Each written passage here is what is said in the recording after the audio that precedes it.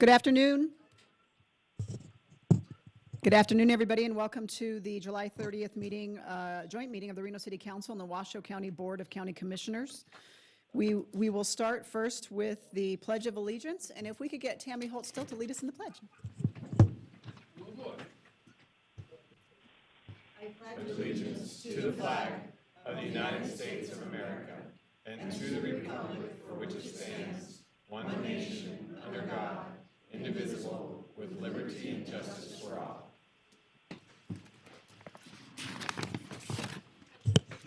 Thank you very much. We'll now go to the clerks to call the roll for the two bodies. Madam Vice Mayor, roll for the Reno City Council. Breckus, absent. Dewar. Here. Delgado. Here. McKenzie. Here. Jarden. Here. Bobzien. Here. Sheevy. Here. Madam Vice Mayor, you do have a quorum of the Reno City Council. Good afternoon. Marcia Burke-Bigler, Chair. Here. Kitty Jung, Vice Chair. Is absent. Bob Lucy. Here. Vaughn Hartung. Present. Jeannie Herman. Here. You have a quorum, Madam Chair. Thank you very much. At this time, we will move into public comment. This is general public comment. I will remind everybody that they have 3 minutes. If you have something to say beyond 3 minutes, staff will meet you out in the hall and you can complete your comments. If you have any materials, please give them to the clerk. Madam Clerk, first comment. Madam Vice Mayor, our first public comment is from Tammy Holt Still, followed by Sharon Franson.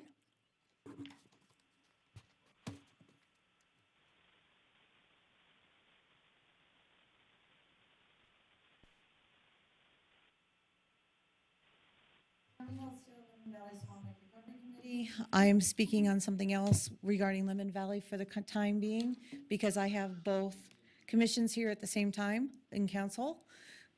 Tammy Holt, Lemon Valley Swan Lake Recovery Committee, for the record, the water's still there, I'm still here. This rock right here is on Washoe County property. This project is Lemon Lakes, which was denied by Planning Commission, went before Board of Adjustments, thank you. And they were told not to move any rock. I don't have the picture showing them having a vehicle there moving rock. But what I do have is their project over at Sky Vista, which is City of Reno. I'd like to know how much of this rock that is there came from that property, because that is a violation of Washoe County Code and changes the zoning properties of the property over in Washoe County. Here's some more of that same rock. I think it's time for the City of Reno to start talking to this developer and find out where all this rock came from. And if it did come from the Washoe County property, that there should be some kind of fine going on. As far as development goes, it's gotten to the point that City of Reno and Washoe County need to work together and look at all the situation in its entirety because of the accumulation of issues out there. We have flooding that hasn't gone away. We have Hesco bears that can't go away. We have storms coming up here soon. You know, it's almost August. We have 2 more months and then winter's back in again. So what's going to happen? More residents going to be damaged. We still have residents out of their homes. We have the walls and the halls that are living in trailers and RVs on their, around their property so that they can be close to the property because there's no public assistance for them anymore. What are you going to do? It's time to start thinking ahead. I know that Congressman Amade is working hard to try and find a solution to this, but I don't see anything else happening between the City of Reno and Washoe County. And I think you guys really need to work on this. Thank you. Thank you very much, Madam Clerk. Sharon Franson, followed by Sam Dene.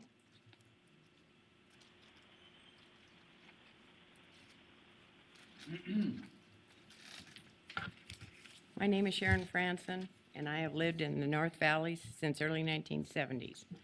In all those years, I watched Swan Lake go from an actual lake bed to the dirt and sand, which made Swan Lake totally level. With all the development that has happened over those 35 years, nothing has ever been done to deepen the lake bed to accommodate any type of overflow water, man-made or otherwise.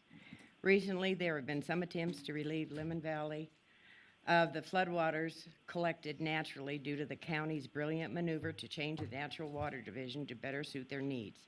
One gentleman had a plan to build a ramp for construction trucks to back up to the floodwater and fill their tanks with it to be used on construction sites to keep dust down. He even had a generator and pump to fill water trucks. Swan Lake would have been almost emptied in a week or two at no cost to the county or city. Instead, the county and city would not let this be done, citing that Swan Lake's water is contaminated. Why is Swan Lake contaminated? Because the city of Reno put in an 8-inch pipe from their raw sewage and have been pumping it into Swan Lake. I am not an attorney, but supposedly by law, the sewage plant by stat is allowed to pump 2 million gallons of gray water per day into Swan Lake, but they are now pumping over 4 million gallons of gray water a day. County and city officials have just turned their heads, letting this all go on for over 2 years now, probably longer. The sewage plant's gray water mixed with the city of Reno's sewage has contaminated all of Swan Lake to the point that it can't even be used by construction sites to keep down the dust. What is being absorbed into our ground and drinking supplies? Another gentleman had a dredge ready to be brought to Swan Lake to remove silt and sand to make the lake deeper to handle any water overflow. The county and city also put a stop to that as well. Why? Because the federal government money was allocated for the project. $10 million is the number I have heard thrown around, was reallocated to fix parks within Reno.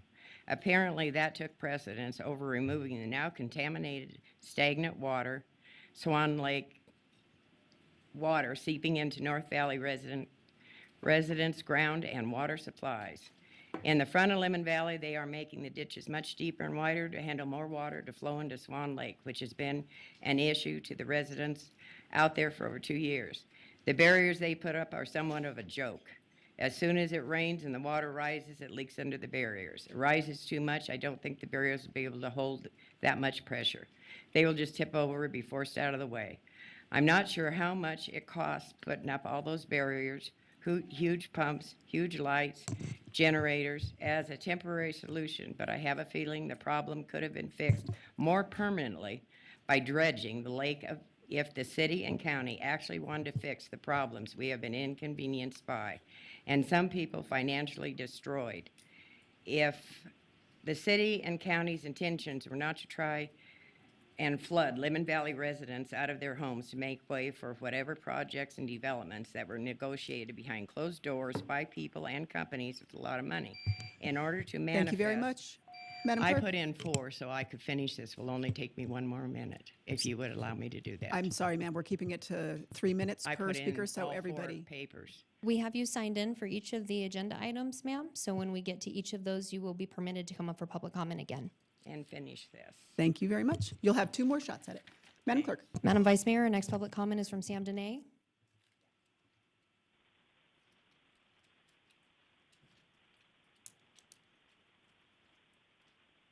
Sam DNA Dene, that's me, the heart and soul and the body and mind of Reno government. I've been to more Reno government meetings than all the citizens in this room, actually all the citizens in the community added together, 6,427 public testimonies. I'm an Air Force Academy graduate. I flew B-52 bombers and F-4 Phantoms defending our nation, so I have even more of a regular old right to be at this podium. I was defending the nation when I was in the military. Now I'm defending the nation, actually more importantly than I used to. I'm living proof that the vote rigging system is working. Otherwise, I would be up there. No, I wouldn't. I would be governor, maybe even president. I don't know if I want to be president. I'm responsible for 92% of the good things about Reno. I was the one who nominated and virtually appointed the county manager over there, and the city manager, wherever she is, and the police chief, and we can go on and on. But I don't normally talk about state politics, but today I am going to in my measly 2 minutes. We got this deal going on, a fellow by the name of Laxalt. I wasn't taking sides on this, but when I found out that Crick, the CRIC over there on the other side of the hill, They call it Tahoe Reno Industrial Complex. No, it's the citizens Reno Industrial Complex, because you and you and you and you, we paid for it. So forget about Trick, it's Crick. Citizens Reno Industrial Complex. When I found out that those two people over there are using our tax dollars to try to rig this election to our tax dollars and putting them on Laxalt's opponent, I decided I don't even know Laxalt, but if those guys don't want Laxalt, I want Laxalt, and I'm ordering all of you, everybody out in TV land and everybody else, I'm ordering you to vote for Laxalt. Vote for this Laxalt guy, not the other guy. And if there's no other reason to do it, it's because they've got that guy, Sam, living proof you can't make a man out of a mouse, Shad, and his buddy Ray, you can't make a man out of a mouse, Hagar, and you got Don Roger Norman and Lance Gilman, and I could go on and on, all of these pipsqueaks over there using our tax dollars to try to make sure Laxalt does not get elected. So that's enough reason. And Mr. Laxalt, you're welcome to use this as this is better than anything that they're going to pay these people for. And they're using our taxes. It's called poaching, folks. It's poaching. Taking our taxes, the taxes that we sent over there to Crick for that, one of the abominations of all time of Reno, the Gigafactory, the Citizens Gigafactory. Anybody running the Citizens Gigafactory has no right to even talk about who should be the next governor of Nevada. So I think you get my point. Anybody over there at Crick who's supporting anybody else, you know that's not the person to vote for. Vote for, and Laxalt, I don't even know the guy. He never called me. I'm telling you right now, I order you to vote for Laxalt for no other reason than Crick Thank you wants very much. the other guy. Madam Clerk? Madam Vice Mayor, we received online public comment from Anne Marie Grant and Claudina Hernandez concerned with police brutality. And with that, I have no further general public comment today. Thank you very much. At this time, we will move into the approval of the agenda. Will the clerks please, actually, we just need a motion from each body. May I get a motion from the City of Reno? So moved. Madam Vice Mayor, if I can interject, the county clerk would like to state something on her record as well. Okay. Thank you. For the record, we also received an email from Anne Marie Grant requesting that a letter that she attached to that email be put on the record for this meeting for the county commission, and this is just letting you know I've done that. Thank you. Thank you very much. Okay, again, may I get a motion? So moved. Second. I have a motion and a second. All those in favor say aye. Aye. Aye. Aye. Motion carries unanimously. On the county's behalf, may I get a motion? Motion. Second. I have a motion and a second. All those in favor signify by saying aye. Aye. Opposed? Motion carries.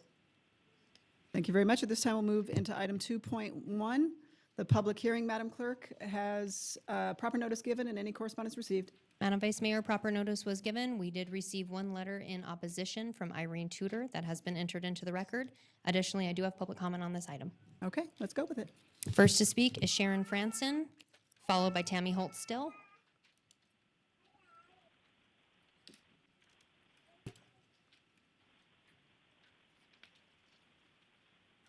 Yes, I was talking about what a joke the barriers are and what they must have cost.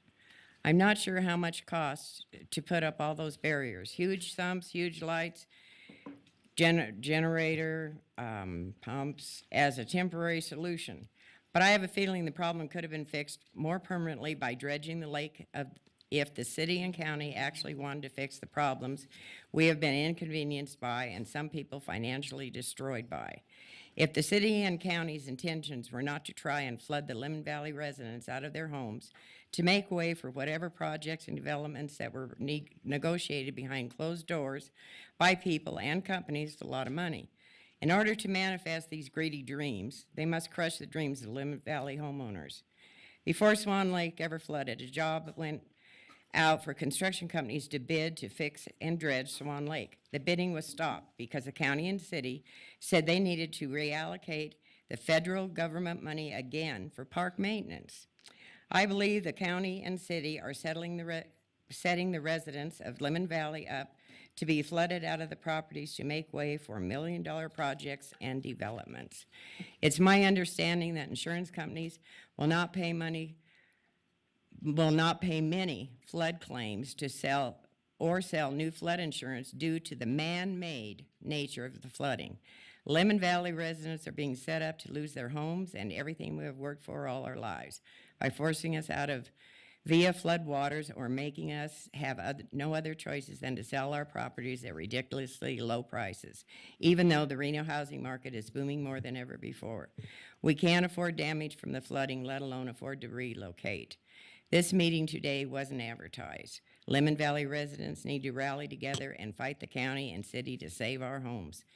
This problem with Swan Lake could have been fixed and still can be fixed easily. But for some reason, the county and city will not fix it to allow it to be fixed. I believe there's a lot of corruption within our county and city governments, and we in Lemon Valley have to suffer the consequences.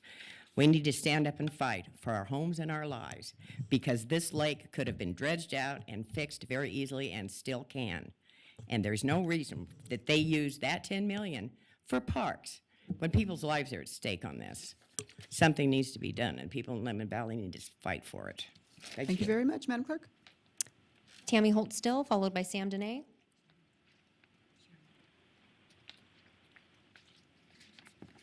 I'll need the overhead again. Tammy Holt Still, Lemon Valley Swan Lake Recovery Committee, for the record. This is the location in which the development wants to be on. Again, we're looking at a grade greater than 30%. Here's another view of it. The only way onto this property is you either, if you're going towards the freeway, you make a right into it. If you're coming from the freeway, you have to make a left, or you make a left at the light at Sky Vista, and then you turn right to get into it. Where you turn left and you're crossing traffic, you shouldn't be doing that, even though there is a sign there, and it has been stated by city staff before that it is illegal to make that turn right there, but people do it to get in there. I'd also like to bring to your guys' attention, I have spoken with Joanne Kittrell at NDEP, or Natural Resources and Conservation, about the Lemon Valley Sewer Plant, which I know Walmart is attached to, from my understanding. And I asked her a few questions.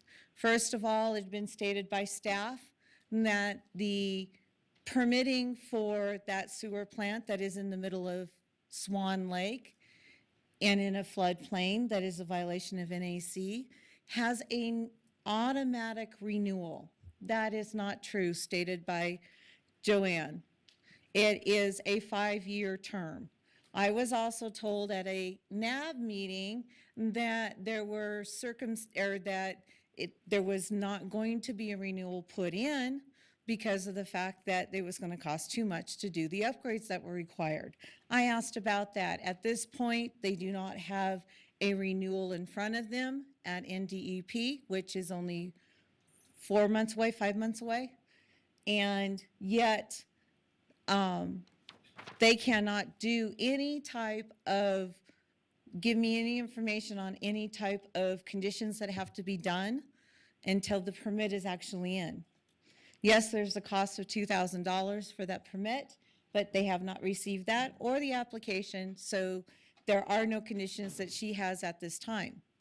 So, that plant's going to expire. Where is that sewer going to go? It's going to go to the Reno Stead sewer plant, which we know is above and beyond as of right now. I know staff keeps saying that they have room, but yet on the books you have so much approved already that it can't go any further. So I have the information. If you're interested, please let me know. But this is the information that states that you guys got problems and you have problems with sewer before you go any further. Thank you.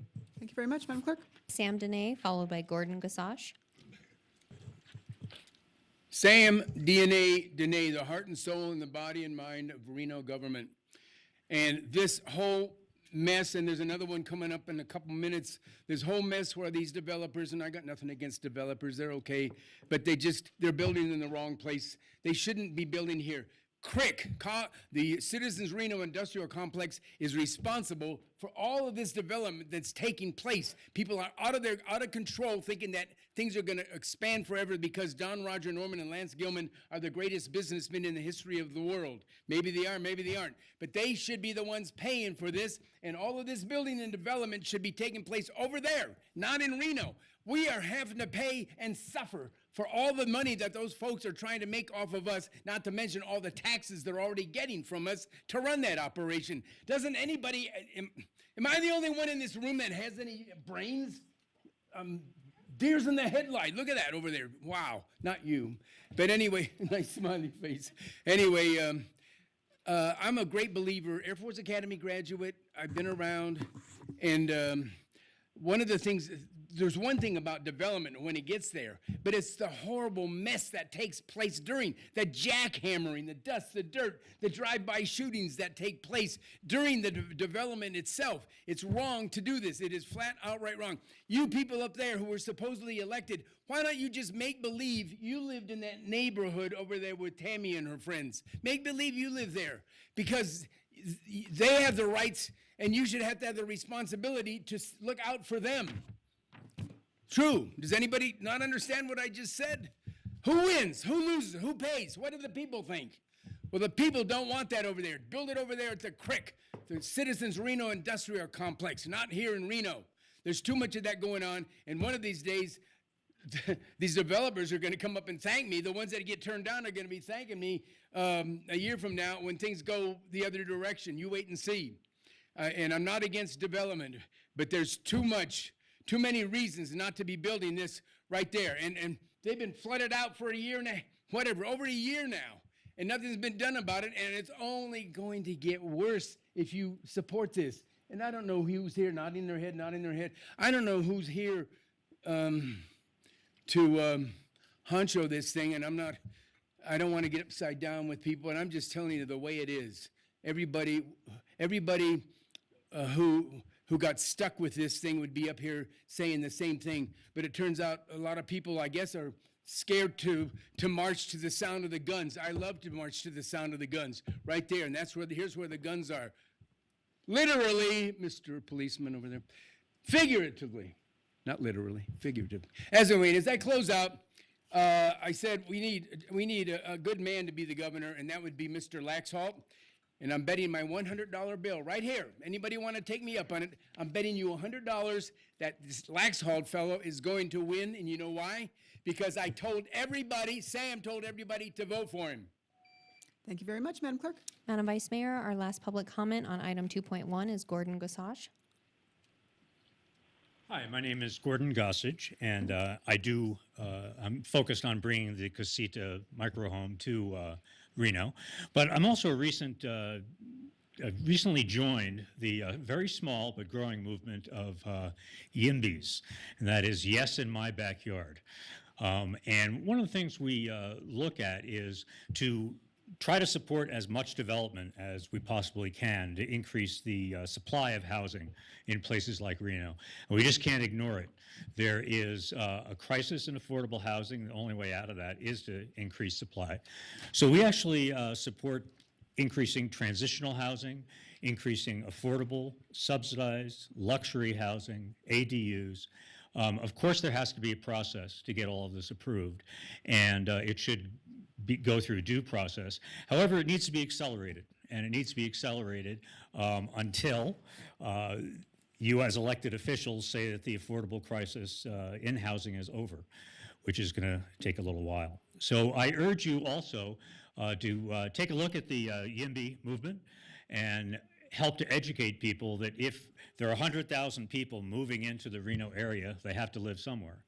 So if you don't want them to live within the McCarran Loop, then you want them to live in the North Valleys and contribute to sprawl. We're okay with sprawl. People want to live there. You know, it's not for us to decide where people live.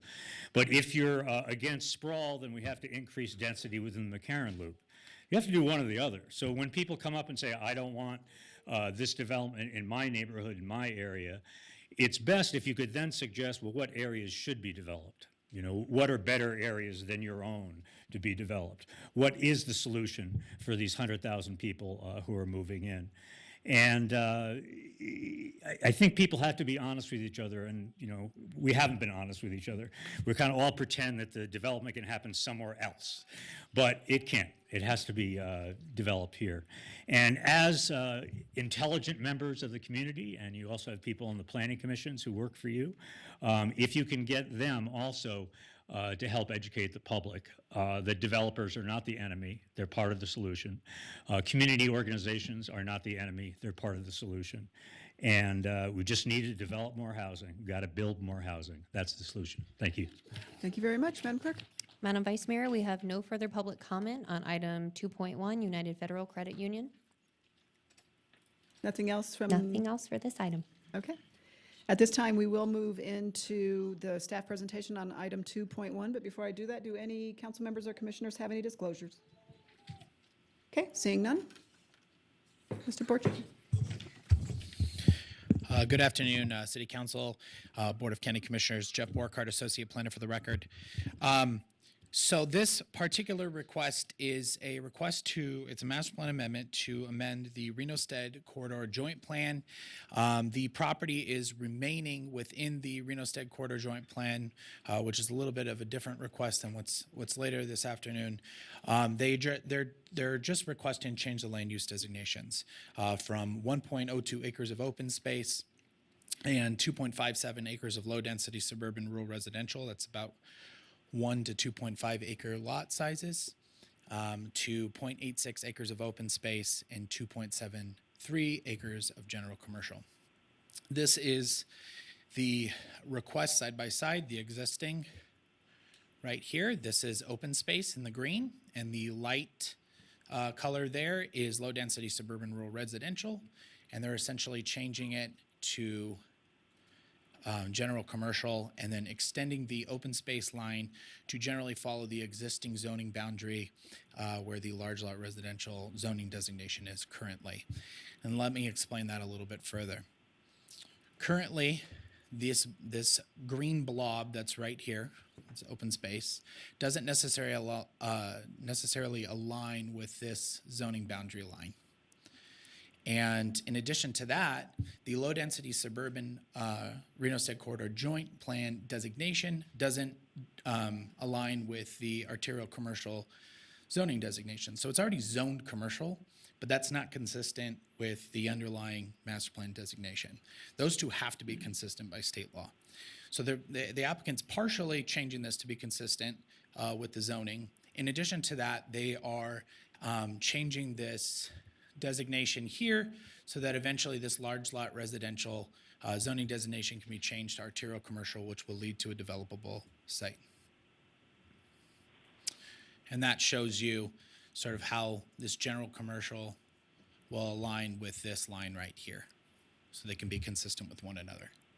So essentially what's really changing right here is this little area eventually. So one of the comments that was mentioned by the Washoe County Planning Commission was that this was not compatible with the surrounding land uses. So just wanted to give a picture about the land use compatibility surrounding the site. This is already developed as a Walgreens. It's in an arterial commercial zone. The area to the west and to the north is designated commercial within the Vista Hills Plan Unit Development, and directly across the street to the east is commercial. So on all four sides of the proposed project is commercial. So it is consistent with all the commercial uses on all four sides. The Reno Planning Commission, the two commissioners that were concerned about the project, they were concerned that the intensification of the land use would not occur without hearing a presentation from the Public Works Director. This was at a time where we had a couple projects up in the North Valleys that we needed to hear from the Public Works Director to hear about regional drainage solutions that they were discussing, and in addition to that, sewer capacity. And that occurred following this presentation, but the joint meeting was scheduled prior to that Public Works Director presentation occurring. In addition to that, one of the other commissioners was concerned about the reduction of 0.16 acres of open space. Ultimately, 5 of the Reno Planning Commissioners voted in favor and 2 voted to oppose. The Washoe Planning Commission, Washoe County Planning Commission, they wanted project-specific details with regards to traffic, left-hand turn movements in and out of the site, and grading. Staff did mention that those would come at the time of a development application, that this was simply a master plan amendment. Then they mentioned that master plan amendment shouldn't occur at all, and that once a master plan is adopted, that's the only time that it should be adopted.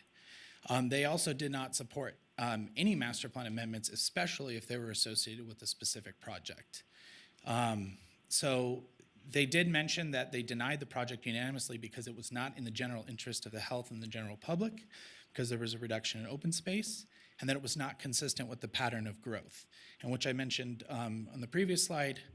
All 4 sides of the project is commercial, and they're proposing to change a portion of the project to commercial. So with that said, that concludes my presentation. I'm available for any questions. I know the applicant has a presentation as well, if you'd like to hear from them. Okay. At this time, we'll have the applicant come up, and then we'll turn it over to commission and council members for questions.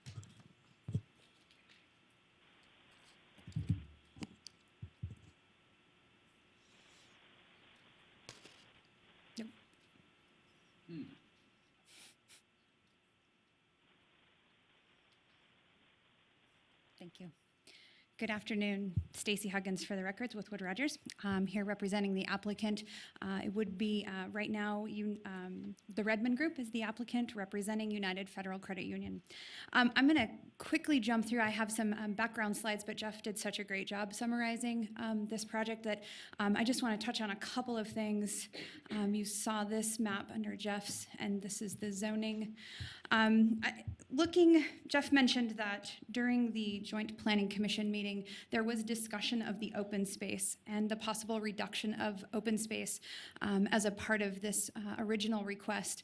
Based on the discussion that happened at Planning Commission, we went back and looked at the possibility of essentially doing an equivalent change. So if it's the pleasure of this council and Board of County Commissioners, the property owner would be willing to do a complete one-for-one change. So the 2.57 acres that are currently zoned low-density suburban would be master plan general commercial. And then we are currently have 1.02 acres of open space on these 2 parcels. It would be an equivalent change. So there would be 1.02 acres of open space and 2.57 acres of general commercial, as opposed to what was heard originally, which was a little bit less open space.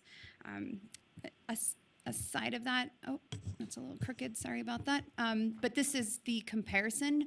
Again, should this commission and council decide that you would like to see an equivalent one-for-one change of open space and general commercial, the map on the right represents what that open space could look like with the general commercial. I'm available for any questions if you have any. Thank you. Thank you very much. Any Councilwoman Dewar file? No? Okay. So if you could come back, Stacey. So I'm not that familiar with this area, and I didn't have a chance to actually do a site visit. What is the open space used for now? Stacy Huggins. I mean, for who the uses record. it? Is it for nearby residents? Is it open field? It's currently undeveloped, steep Okay. slopes. It's not It's used- private land. Yes, privately owned. But was it made as part of did it attach to a previous planning decision? Was it a requirement? Is it just an artifact? Jeff Borkhardt, Associate Planner. This, as part of the Reno-Stead Corridor Joint Plan, there is a policy provision in there that talks about putting open space on developmentally constrained areas. And this is one of those developmentally constrained areas with slopes greater than 30%. And so what they did is they added the open space on some portions of the site in order to protect those 30% slopes. Since then, the city of Reno has also adopted standards in the Hillside Development Ordinance, which also protects those slopes greater than 30% and includes mitigation for that. This plan was adopted at a time when a lot of these standards, the city and the county were working together to try to come up with solutions to create a common method to address developmentally constrained areas, things like that. Now, both jurisdictions have adopted those standards in their codes. So it's not meant for really public access, it's just meant to protect slopes, is that what you're saying, or reduce density in that area? That's or my understanding. I don't believe there's any public easements or Because I anything didn't like see that any on this. easement to get there or utilize it, it's just, okay. Thank you very much. And well, I guess a follow-up question. So if this was to, it's supposed to stay in the joint planning, but the zoning change, the master plan change that's being requested, would it acknowledge our 30% slope regulations that we have now? Yeah, so all the zoning would still stay in effect. They would be going through, of course, the zoning map amendment process to make sure the colors match between the two designations. But the development standards for hillside development are going to stay no matter what. They're applicable to all zoning districts within the city of Reno. Okay. Thank you very much. Any other commissioners or council members? Commissioner Hartung. Thank you, Madam Mayor. Madam Vice Mayor. So is this is currently in the city of Reno? And I already know the answer to these questions, but I want to make sure that we sort of lay some things out here, at least in my mind. It's in the city of Reno. Yes, sir. So, and it's zoned for residential. It's zoned LDS, which is the underlying Washoe County zoning, correct? So the underlying master plan designation is low-density suburban. Right. So the zoning in the city of Reno is large lot residential 1 right here. Right.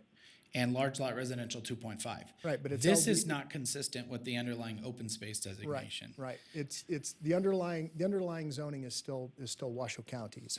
The underlying master plan land use designation is the joint plan between us. So it's not LDS. Washoe County's. Well, you guys don't have LDS, we do. Well, this adopted plan together, the Reno State Corridor Joint Plan, adopts. It was at a time when the county had a single map land use system. So As we opposed to a adopted two-map, a lot of the correct. nomenclature. I understand. And I look at this as vestigial. You know, this is something that's left over. I can't see that this would ever be residential. I can't imagine who would build a house here. I'm not asking you to defend that.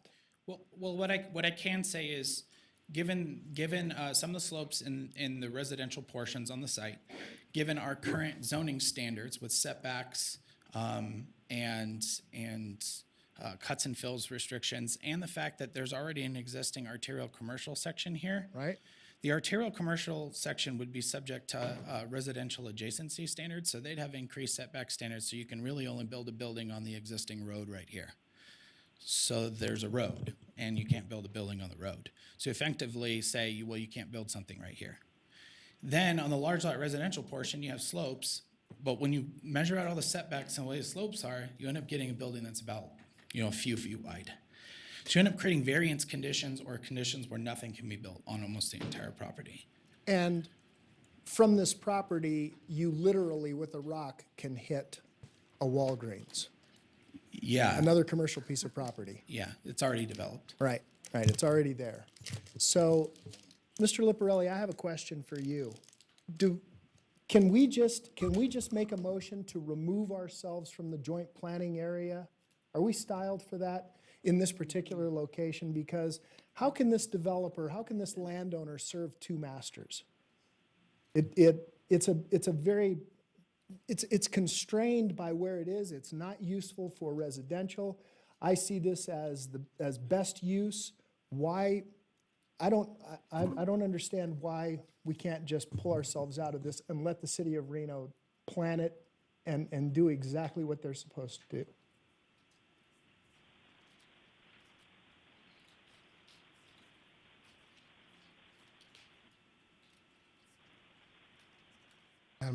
Madam Chair, for Commissioner Hartung, excuse me, the title for the item today contemplates approving or potentially disapproving a master plan amendment for this particular parcel, which is part of the Reno-Stead joint, or the Reno-Stead corridor joint plan. But I don't see any provision in this published title that would contemplate changing the regional plan to remove this land from the joint planning area. I understand your point that maybe this doesn't belong in the joint planning area or something like that, but that would take a regional plan amendment. So we have to do that at regional. So you'd have to do that at regional through. Okay, so through a today we duly can noticed- we can either agree or disagree that to do a master plan amendment, and then when we get it to regional, when it comes to regional, we can amend the master plan to remove it from the joint area plan. Well, the regional planning's procedures say that when the two governing bodies of the local governments are considering a change to the joint planning area, that it becomes effective upon approval by a majority of the membership of the affected local governing body. Okay. So I don't think regional is going to need to review this unless there's some sort of an appeal process that I'm not aware of. I think when the governing boards vote on this, that's the final decision. What I think you're asking, Commissioner, is a different question about whether the regional plan itself and its designation of certain areas as joint planning areas should be revisited to reflect the modern situation. That would take a regional planning board item. Okay. Perfect. Thank you very much. Thank you very much, Councilmember McKenzie. Thank you, Madam Vice Mayor. And Jeff, how long has the arterial commercial zoning been on the front portion of that? Do you? You know, I tried to do some research figuring that out, and our mapping data going back a certain distance it's a little incomplete, a little hard to follow. I couldn't figure out the exact date on when that was changed or why it was changed and why the underlying land use designation wasn't changed. So the mapping data is just a little unclear. I don't have that information. And then our master plans got this still with the large lot residential by master plan?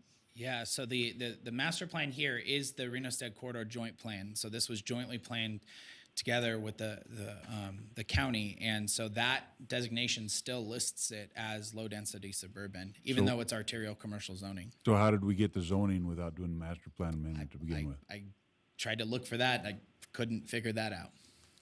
This seems more like a technical snafu on this when the parcel was bought and rezoned, and I'd almost guess that it was part of the Walmart or the Walgreens parcel, maybe that those parcels were together, and because don't we have part of our flood control stuff that runs up into that one section of the lot? Not in this specific area. I mean, Janelle can or Shawnee can answer that question, but I don't believe on this specific site there's any flood control issues. I know another aspect here. If you look at this property, that's technically zoned something different with the PUD, and it's still within the Reno-Stead corridor joint plan too. So there's a few errors. This is also low density suburban. There's a Walgreens there. So there are errors in the underlying master plan designations with the Reno-Stead corridor joint plan, but the zoning doesn't necessarily reflect it. And what the applicant's trying to do is to come into conformance closer with our current zoning, and then they'll process a zoning map. That, to Commissioner Hartung's point, that doesn't have to go back through this joint planning process for a zoning map amendment or a project.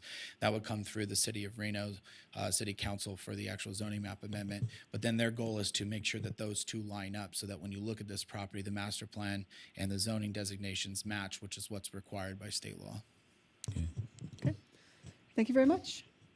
No further questions or comments? Looking for a motion from the City of Reno. Madam Vice Mayor, I would move based upon compliance with applicable considerations. I move to adopt a proposed amendment to the Reno-Stead joint plan by resolution subject to conformance review by the regional planning. Second. I have a motion and a second. For clarification, did we want the language in there about retaining the one-for-one on the open space? I think they'll do that clarification when they do the actual zoning portion, right? Okay. Clarity to staff, does that need to be included in the motion? Do we need to include that in the motion? Yes, please. So move. And I amend my second. We have a motion and a second. All those in favor say aye. Aye. Aye. Of the county, Motion carries unanimously. on behalf of the county, I'm looking for a motion. Commissioner Lucy? Madam Chair, I make a motion to amend the decision made by the Washoe County Planning Commission to allow for the amendment of the commercial space. I'm sorry, I'm operating off of my computer here. And Mr. Liparelli, we have to find findings as we normally do in these amendment proceedings.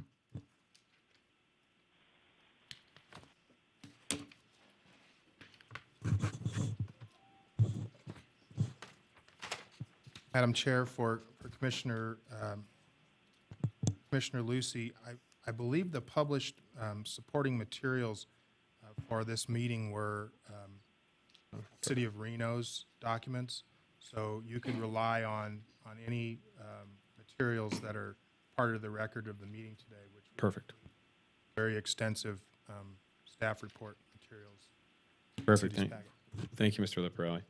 Okay, based upon that discussion, based upon the compliance and the applicable findings, I move to certify the resolution for the proposed amendment for the Reno-Stead Corridor Joint Plan and authorize the chair to sign the resolution on behalf of the Washoe County Commission. Second. I have a motion and a second. All those in favor signify by saying aye. Aye. Opposed? Motion carries.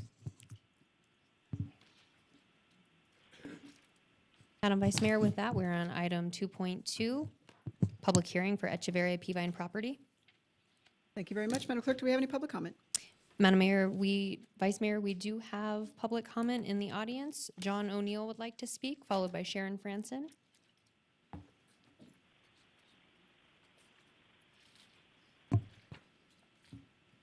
Ms. O'Neill? Mr. O'Neill? Ms. O'Neill? Hi, my name's John O'Neill. I'm here to discuss the Peavine project. I think it's a bad idea. And some of the reasons why, just going through the Imagine Reno, they talk a lot about connectivity to other parts of town, and we're really kind of isolated out there. And we don't have any bus lines running by us. We don't have any bike lanes, sidewalks. So to build a lot of homes up in that area, I'm just curious how kids are supposed to get to school, and that you can't walk.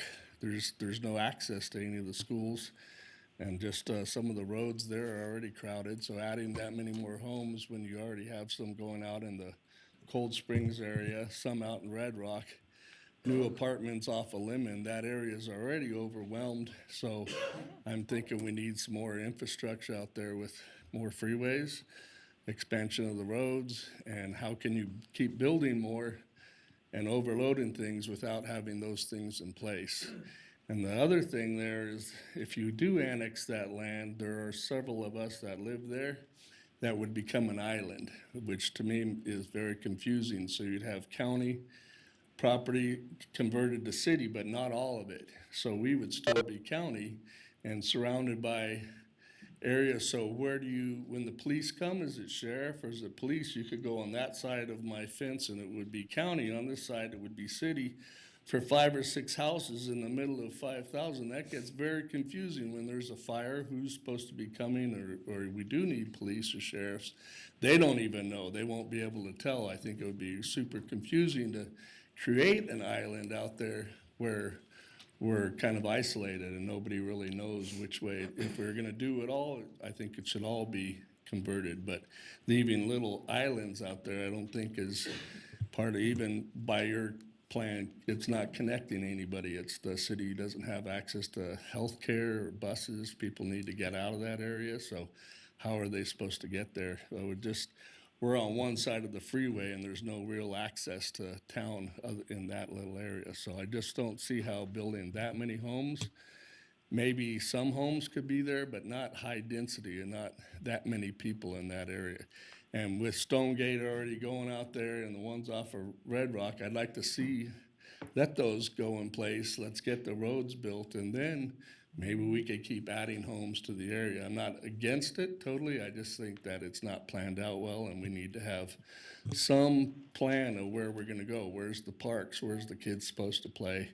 How are they gonna get to school? Who's building the sidewalks and the roads to handle that many people out there? So, yeah, that's my feeling. I think it's not a good idea to put that many homes in that area. Thank you.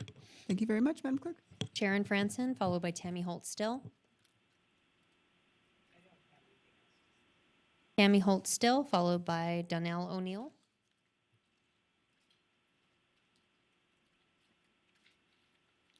Tammy Holt Still, Lemon Valley Swan Lake Recovery Committee for a record. Where this location is at talks about 3,400 homes, which would have runoff. City of Reno on Lemon Drive at the current time, which is just below that, this is what's being created at the current time on Lemon Drive. This is what it used to look like. Same location. If City of Reno is looking for a lot of runoff, which we already know because Swan Lake has gone over its rim, we've got HESCO barriers in place, why do we need to put another 3,400 homes in an area that there's traffic already that hasn't been addressed? It's on a 2-lane road that they're putting these 3,000 homes in at. They're not even on a main arterial. How are these people supposed to get around? There's also the NRS talking about book stamping, postage stamping. Wouldn't that be more like a postage stamp when you have all the county around and then you have the City of Reno building these 3,000 homes right there with the approval of Washoe County? And we still have the issue of response times. I've discussed this many times. You have City of Reno, you have Washoe County, but yet when it comes time to get anybody out to Lemon Valley, because there's only one sheriff, there's only one city cop, and that's been addressed at the nabs and the cabs. And when it comes to fire, the gentleman's right. He's in danger. So we're all in danger. A good example is look at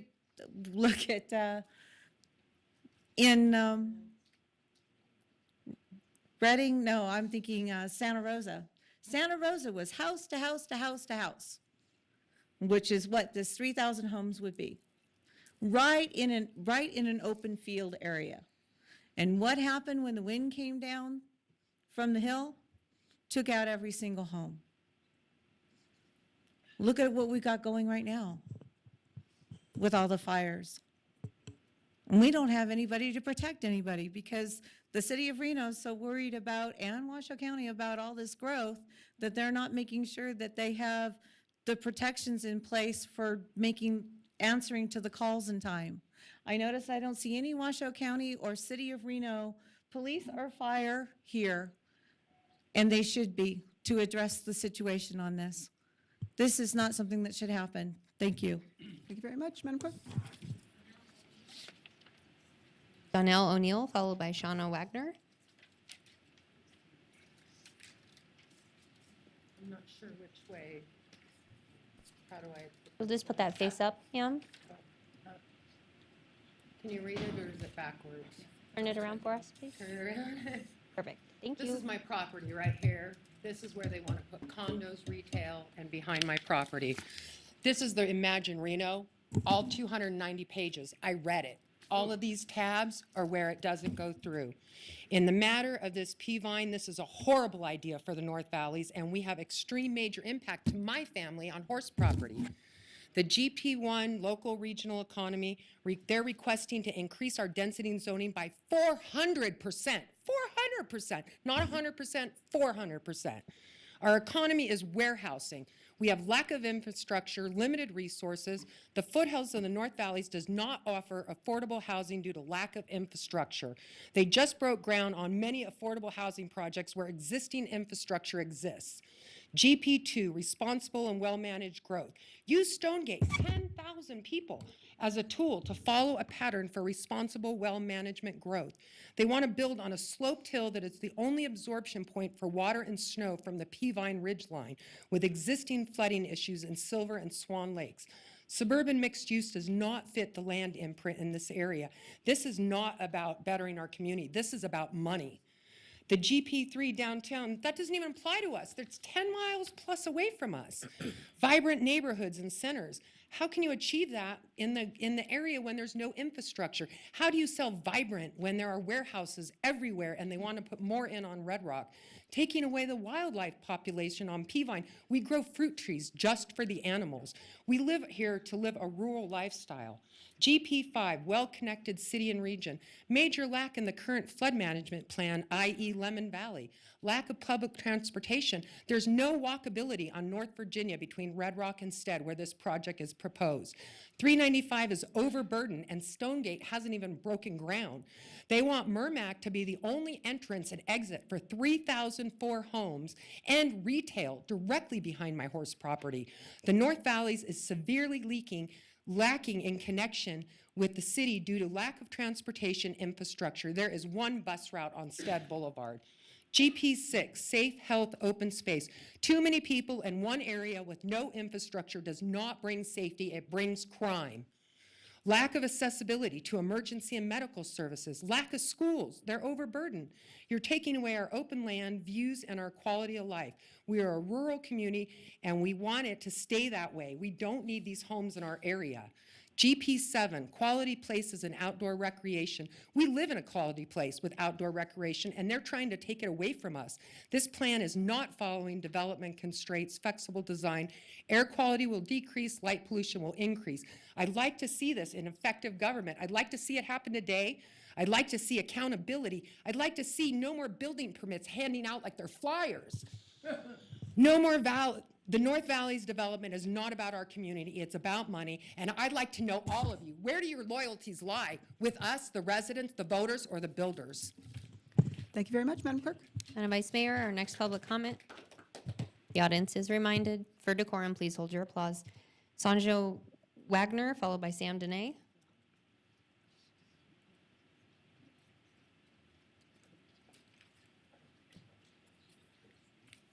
I assumed you wanted to, right? Thank you for taking the time to hear me today. My name is Shauna Wagner. I am a resident and property owner in the Anderson Acres area. These proposed changes directly affect myself and my property. I have many objections, however, I'm going to only focus on one because of time. I hope that what I have to say will prompt some questions in your mind and that you will research and look for the answers and hopefully answer my questions and concerns. During the last meeting in May, it was stated that the Reno City Planning Department found the changes to be compatible with the Reimagine Reno Master Plan. However, in Chapter 3, under General Neighborhoods, N-G23, it specifies encouraging a variety of house types, lot sizes, density, tailored in scale to location and community contents. In outer neighborhoods, to promote site designations that are sensitive to the nearby unincorporated areas and open space, provide for appropriate transitions, matching edge density and lot sizes. This lot, my parcel, we are located in a foothill neighborhood. In the community profile on housing, there was a sidebar that states that 63% of those surveyed wanted to live in a single-family residential home in 10 years, and 15% wanted a large lot designation. Again, there is no variety, though. Where is the consideration for the 15% of city residents who want to live in a ranch or a large lot? Where is the consideration for the county residents, like myself, who want to live in those areas? The large lot land designation is located where public services and infrastructure are limited. That's right there where we live. It's appropriate between rural and more intensive residential uses or at the city edge. Again, that is where I live, which backs up to this property. This is to ensure compatibility with the unincorporated land. Putting in over 3,000 homes is not compatible. The suburban mixed use that is requested for the north property closest to my home is low to moderate density. Concentrated nodes of higher intensity development are encouraged. Provides opportunity for higher density housing.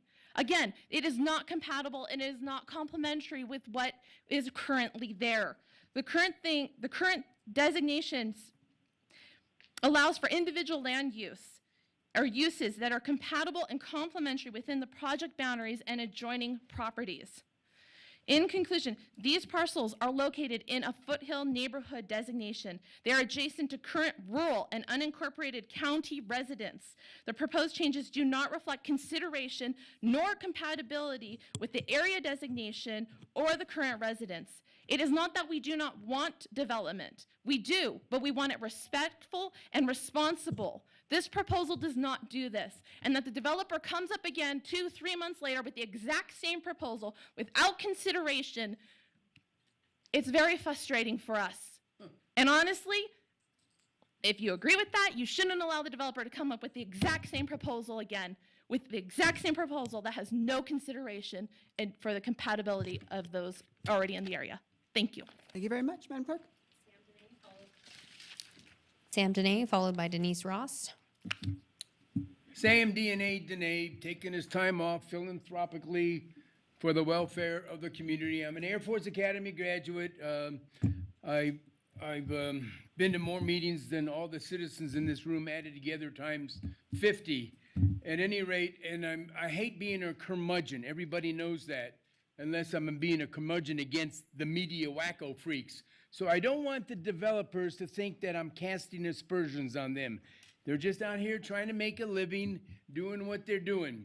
That previous issue that I spoke on rather adamantly a few minutes ago was peanuts compared to that. That was a 3-acre parcel. I mean, you could just almost run that through. What we have now is 560 acres that they're going to change if they're successful. They want to change from roughly 67 homes on these acres up to a potential of 3,004. And that's, pardon my admonishing your math, but that's way more than 400% increase. That's like a 4,000% now.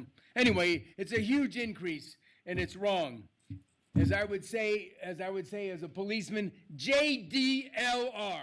He knows what it means, JDLR. It's the wrong place. Over the hill, right there, just 10 miles away. Take your stuff, move it over there to the CRIC, the Citizens Reno Industrial Complex, run by those guys who were trying to get this other guy, the wrong person, into governor when we should be lax on. Move your operation over there because that's where supposedly all of these people are going to be working. I'm a genius. Think of all the traffic you're going to save. These people ought to be paying me to be up here. Move this, just take that property. You can buy that property. They're giving it away over there at CRIC. The Citizens Reno Industrial Complex. They're almost giving it away. Build it right there. Think of all the traffic you would save. All of the things that you want to do here, do it over there. Again, I'm not against growth. People think I am. But I've been around a long time, and I remember in 2005, 2006, 2007, one developer after another coming to these podiums. It was like that lady handing them out like passports or something. But the point being that the very next year, I saw those same developers coming to the podium say, I would like to postpone your approval another 5 years. And that's, I'm not saying that's going to happen, but it sure is a bit of deja vu to me. And as I report, I do everything philanthropically, neighborhood self-determination. And I don't know if that gentleman earlier was being sarcastic enough or not about NIMBY, not in my backyard, all that kind of stuff. I'm probably joining forces with him. It's just that wrong place, all of this stuff, wrong place. Go over the hill to the Citizens Reno Industrial Complex, Don Roger Norman, Landscape, and they ought to be paying me. You'll be buying land over there. Clerk. Madam Vice Mayor, Vote our next for public Laxalt. comment is from Denise Ross, followed by Scott Berner.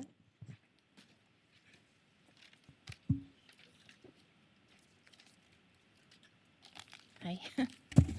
Denise Ross, Lemon Valley Flood Relief and Assistance, and Lemon Valley Swan Lake Recovery Committee.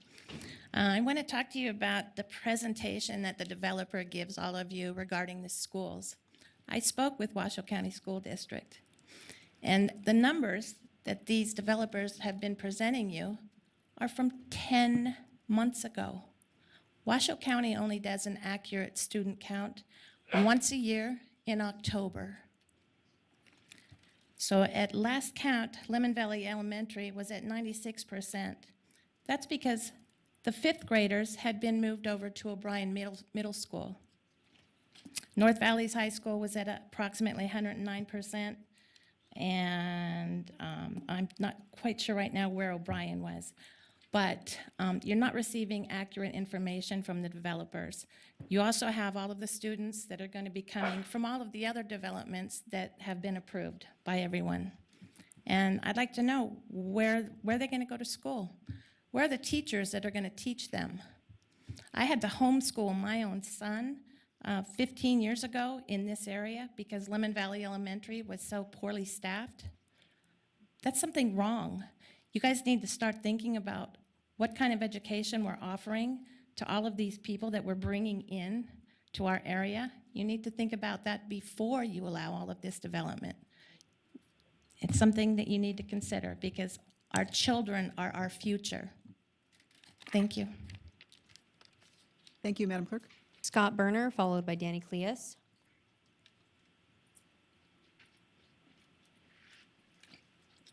Hello, my name is Scott Berner. I live on 10553 Trail Drive. Third time here for this. 10 years ago I came. I wasn't against the project. We were told that it was going to be 2.5 to 5 acre horse properties. And what is proposed, and even at that, if it's not done right, there's going to be curb and gutter above all our homes. And when the rains come, we get dry creek beds or running rivers. It'll wash half the houses away. If there was going to be 100 to 200 homes built like they proposed 10 years ago, it wouldn't be a big deal. But this kind of 8 per acre in this area and what they want to do, it's absurd. I just can't see that this could ever go through. I still can't believe the exact same proposal when I figured they'd back up and try and present more decent development for this kind of area. It's just the wrong place, the wrong plan. I just hope you guys vote and turn it down. Thank you. Thank you very much, Madam Clerk. Danny Cleus.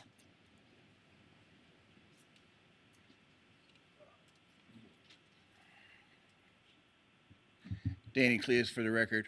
I know the way most of you guys are going to vote anyways, so here we go again. No infrastructure out there whatsoever. Why is that? Most of you guys have contributions for your campaigns from developers. Most of you guys work with developers. Wonder why this stuff gets passed so easy and rubber stamped in. You guys don't care about the community, and that's the sad thing. At the NAB meeting the other day, we had a police officer say, "We need your help." Boy, what does that tell you? Reno PD needs our help. Had to call Washoe County Sheriff's the other day. They don't want to do their job. They come out, "What do you want us to do?"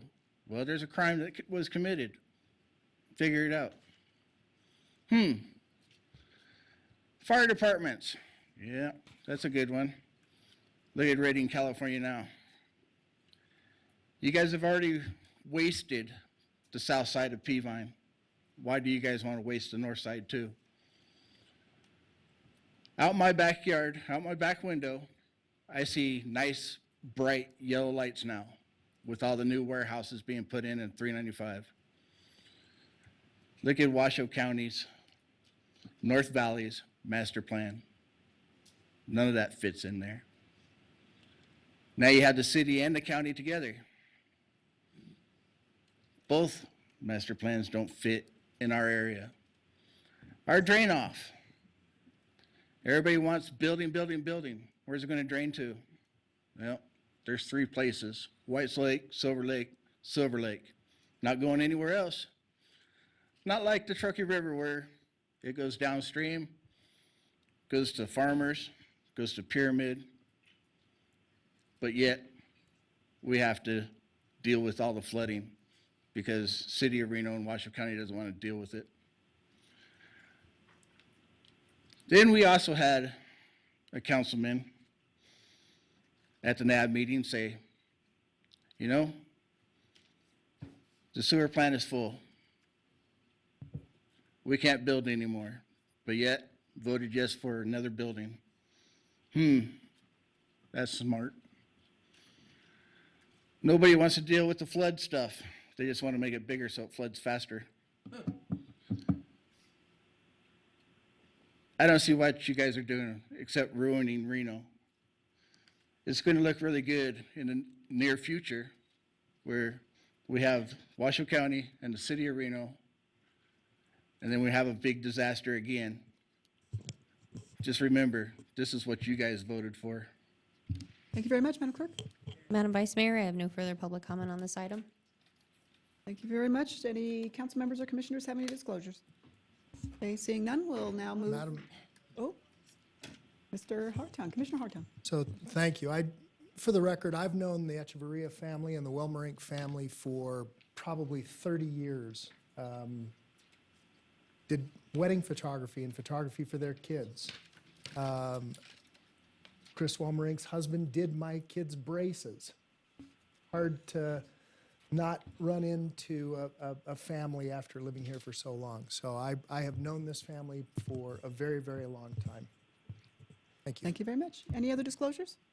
Councilmember McKenzie. Thank you, Madam Vice Mayor. And I met with the applicant about a year and a half ago and then had a brief conversation with one of the representatives last week. Okay, thank you very much. Any other? Okay, seeing none. Councilwoman Dorr? Yeah, thank you. I did meet with the applicant to discuss this. So we don't usually disclose everybody we met with, only if we have a conflict or some longstanding relationship or something. But since Mr. McKenzie mentioned that, I will mention it as well. Very good. Okay, with that, we will now move into a staff presentation.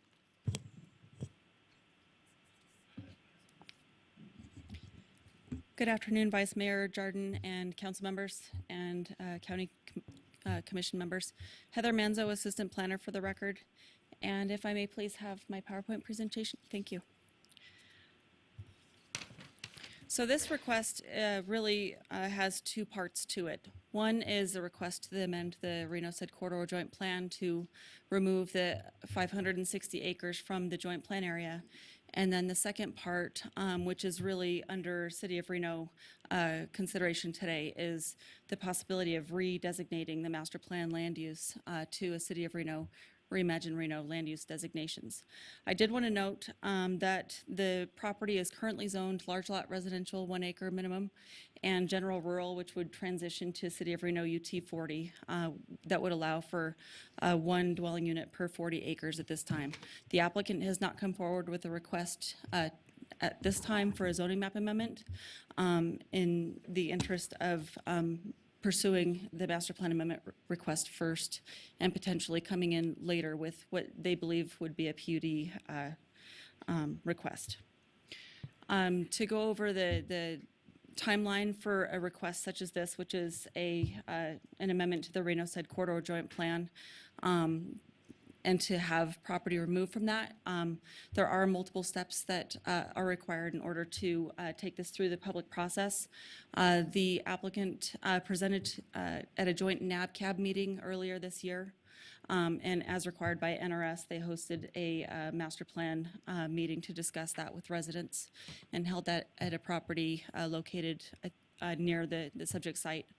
And then from a public hearing perspective, a request of this nature is for, it does trigger a regional plan amendment. And so as the joint plan has been adopted and a request to remove property from that joint plan would require, the applicant we did bring the request forward to a joint planning commission meeting of both the Washoe County and City of Reno in April. At that meeting, both bodies did vote to deny the applicant's request, noting that there were some concerns, and I'll go over that a little bit later in the presentation. And today we have staff from both Washoe County and City of Reno to assist in answering any questions you may have related to this request. And additionally, the applicant is here and is prepared with a presentation as well. So from a topography standpoint and some of the natural features that cross the property, there are two major drainage ways that run from the south to the north. This property is at the base of Peavine Mountain. And the drainage ways, while I didn't include that map, they are delineated pretty well on the slope map that I've provided for you. So the eastern drainage way is a bit more significant than the one to the west, and there is a smaller drainage way that's located to the west, as shown on the overhead. With regard to the property, about 76% of the site is on slopes that are less than 15%, which is where the green is showing up. And those areas that are identified on red are those areas that are identified as slopes as 30% or greater. And the areas surrounding the drainage ways have been proposed to be open space as a part of the applicant's request. The current master plan land use is Reno Said Corridor Joint Plan General Rural on the southern portion and a little bit on the north side, and high density rural on that northern portion. It's worth noting that in between the two parcels, there is a railroad line that runs through. And so the applicant's request really did identify the request based on the location of that railroad line. High-density residential in the Reno Said Corridor Joint Plan allows for densities at one lot per 2.5 to 5 acres in size, and general rural allows for one dwelling unit per 40 acres. As a result of what's currently in the plan and adopted today, the maximum potential development density is 57 dwelling units on the entire 560-acre site. It should be noted that from the perspective of the joint plan area, properties that have been annexed into the city of Reno at this time, about 73% of the existing parcels within the plan have been annexed into the city of Reno. This request, or this property was annexed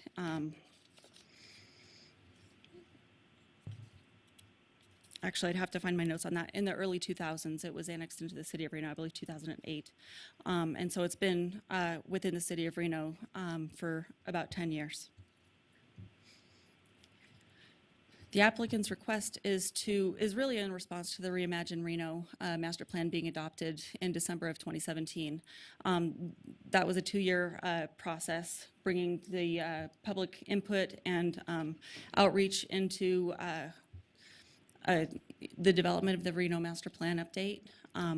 And as a result of some of the findings that we found in that process, I did an interest in more diverse options as far as diversity of residential and commercial uses, as well as diversification of our housing stock were things that came to the forefront of our findings. The applicant's request for single-family neighborhood on that southern portion, the larger portion of the site, would allow for the potential of density ranges between 2 and 8 dwelling units per acre.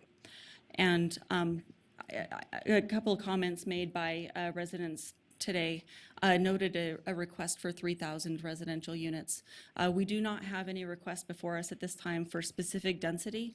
What this would do is set the framework for potential development. And based on the single-family acreage and density ranges, the potential for that area would be between 745 to about 3,000 residential lots on that southern side. And the suburban mixed use on the north side of the railroad tracks would accommodate for a mixture of zoning designations that would allow for the potential of residential and non-residential development to support surrounding neighbors in this area. And so I just wanted to make sure it was noted that there is no proposal for a specific density at this time. With this request, it was noted in the Planning Commission staff report an analysis of both the Reno Said Corridor Joint Plan policies that are in place today and a comparison of how Reimagine Reno incorporated some of those policies into the new Reno Master Plan framework. In addition to that, it's also worth noting that this is within a cooperative planning area, which has sections of Title 18 as adopted ordinance that do encourage specific development characteristics that include lot matching or open space buffers between existing rural neighborhoods and City of Reno or more intense development. I also wanted to note that single-family neighborhood density range is really more of a suburban type density range. It is not something that you would see in the urban setting. It's really in place to encourage some of that compatible design around the fringes as it abuts forest land to the south and to the west, and then also existing residential properties. So from the Reno Said Corridor Joint Plan background, the joint plan was adopted in 1996 in a joint effort between Washoe County and City of Reno. The plan notes a 20-year planning horizon. In 2010, we did have a joint plan amendment come before the joint bodies, and it was approved. That plan really didn't modify any of the land use characteristics and land use policies specific to that area. So right now, the maximum residential densities that are allowed within the plan are 2 to 7 dwelling units per acre. And so in your staff report, it does outline what that 2010 amendment entailed. And over time, over the past 22 years, there have been several amendments to the Reno Said Corridor Joint Plan to both remove properties from the plan and also to redesignate properties as had been requested by applicants. From the Reno Said Corridor Joint Plan land use and policies perspective, and this is outlined in the Planning Commission staff report on page 12, those policies really are geared toward conservation of natural resources, really taking into consideration transition from unincorporated county properties and open space areas in City of Reno development, and then also for encouraging parks and open space preservation and access. The Reimagine Reno plan really took some of those policies and elaborated and expanded upon them. As one of the members of the public noted today, this is identified within a foothill neighborhood. And so I pulled some of the policies from the Planning Commission staff report that was provided to show that comparison of how some of those Reno Said Corridor Joint Plan policies were brought forward to Reimagine Reno. And that it does include natural feature protections, both from clustering where natural resources are identified and preservation of those natural resources, taking into consideration the topography and surrounding area with regard to grading and cuts and fills, view sheds and drainage way preservation, as well as taking into consideration wildlife corridors. Also, that compatibility component was brought forward into Reimagine Reno, acknowledging that there is a relationship to adjacent uses that does need to be taken into consideration. Also, recreation, open space policies, as well as hazard mitigation. And under the hazard mitigation policies, there are several that are really, that focus on that wildland to urban interface and how development can occur to encourage safe development that can be protected in the future. So this is a summary of the proposed master plan amendment. The table on the top is, and both of these are included in the staff report. The table on the top identifies the land use designations as they are today in the Reno Said Corridor Joint Plan and the associated conforming zoning designations. And then below is the request that's before you today. And again, I wanted to reiterate the fact that the applicant has not requested a zoning map amendment at this time. So if the council and commission chose to do so, to adopt the master plan amendment, this is would be the first in a multiple step process where a zoning map amendment would be required to develop anything that would be in conformance with a future master plan designation. So at the April 26th Joint Planning Commission meeting, both Washoe County and Reno Planning Commission did move to deny the request, and the minutes are included in the staff report, and what I've provided is kind of a summary of each of their discussion before their action. Washoe County noted that they felt the request was not in conformance with the Washoe County master plan, and that the proposal would create an adverse impact on public health, safety, and welfare. They were concerned that the city would not be able to provide services to the site, and that removal of the site from the Reno-Stead Corridor Joint Plan would limit Washoe County's voice in the planning process in the future. And then from the Planning Commission, Reno Planning Commission perspective, they noted that really the plan is outdated at this time, and that there were a couple of comments that noted that, should the plan continue, that an update to the plan may be appropriate. And they also noted that the time that it takes for an amendment to see its way through to potential adoption really does take a lot of time to coordinate that effort, as outlined in that timeline that I provided you. And so the Reno Planning Commission did note that approval of the request would potentially limit the Washoe County's ability to provide input on development of the site. I did want to note, and it was stated at the Planning Commission meeting, that because this is within a cooperative planning area, City of Reno staff, when we receive requests, we do always forward those on to Washoe County for comment. But their perspective really was that the Planning Commission and County Commission would be taken out of the planning process should this site be removed from the joint plan area. And then it was noted that a request for intensification of the site without services to provide it at the time that the request is being made didn't feel right to the Reno Planning Commission. And I did want to note that we do have concurrency standards adopted in the master plan that really require that as development is proposed, that each of those services and infrastructure components be addressed. And so we did provide an analysis in the Planning Commission staff report, and as development is proposed in the future, as a zoning map amendment or a PUD would be proposed in the future, we would have a little bit more information as to how, what this request would look like as far as potential density or intensity, and what services would be required as a result of that. And so that kind of concludes my presentation, and I do have kind of as helpers and tools for you later on a couple of slides that really help to guide the potential options for the Washoe County Commission, as well as the Reno City Council as far as motions go. And so I'm happy once you get to that point in your discussion to go over that and to put the slides up for you. That concludes my presentation. Thank you. Thank you very much. So at this time, we'll have the applicant come up. Thank you very much, Madam Vice Mayor, Madam Chair, members of the Reno City Council and Washoe County Commission. For the record, Andy Derling with Wood Rogers, representing the Echeverria family. The request before you today is for 560 plus or minus acres located just south of the Red Rock Road US 395 interchange.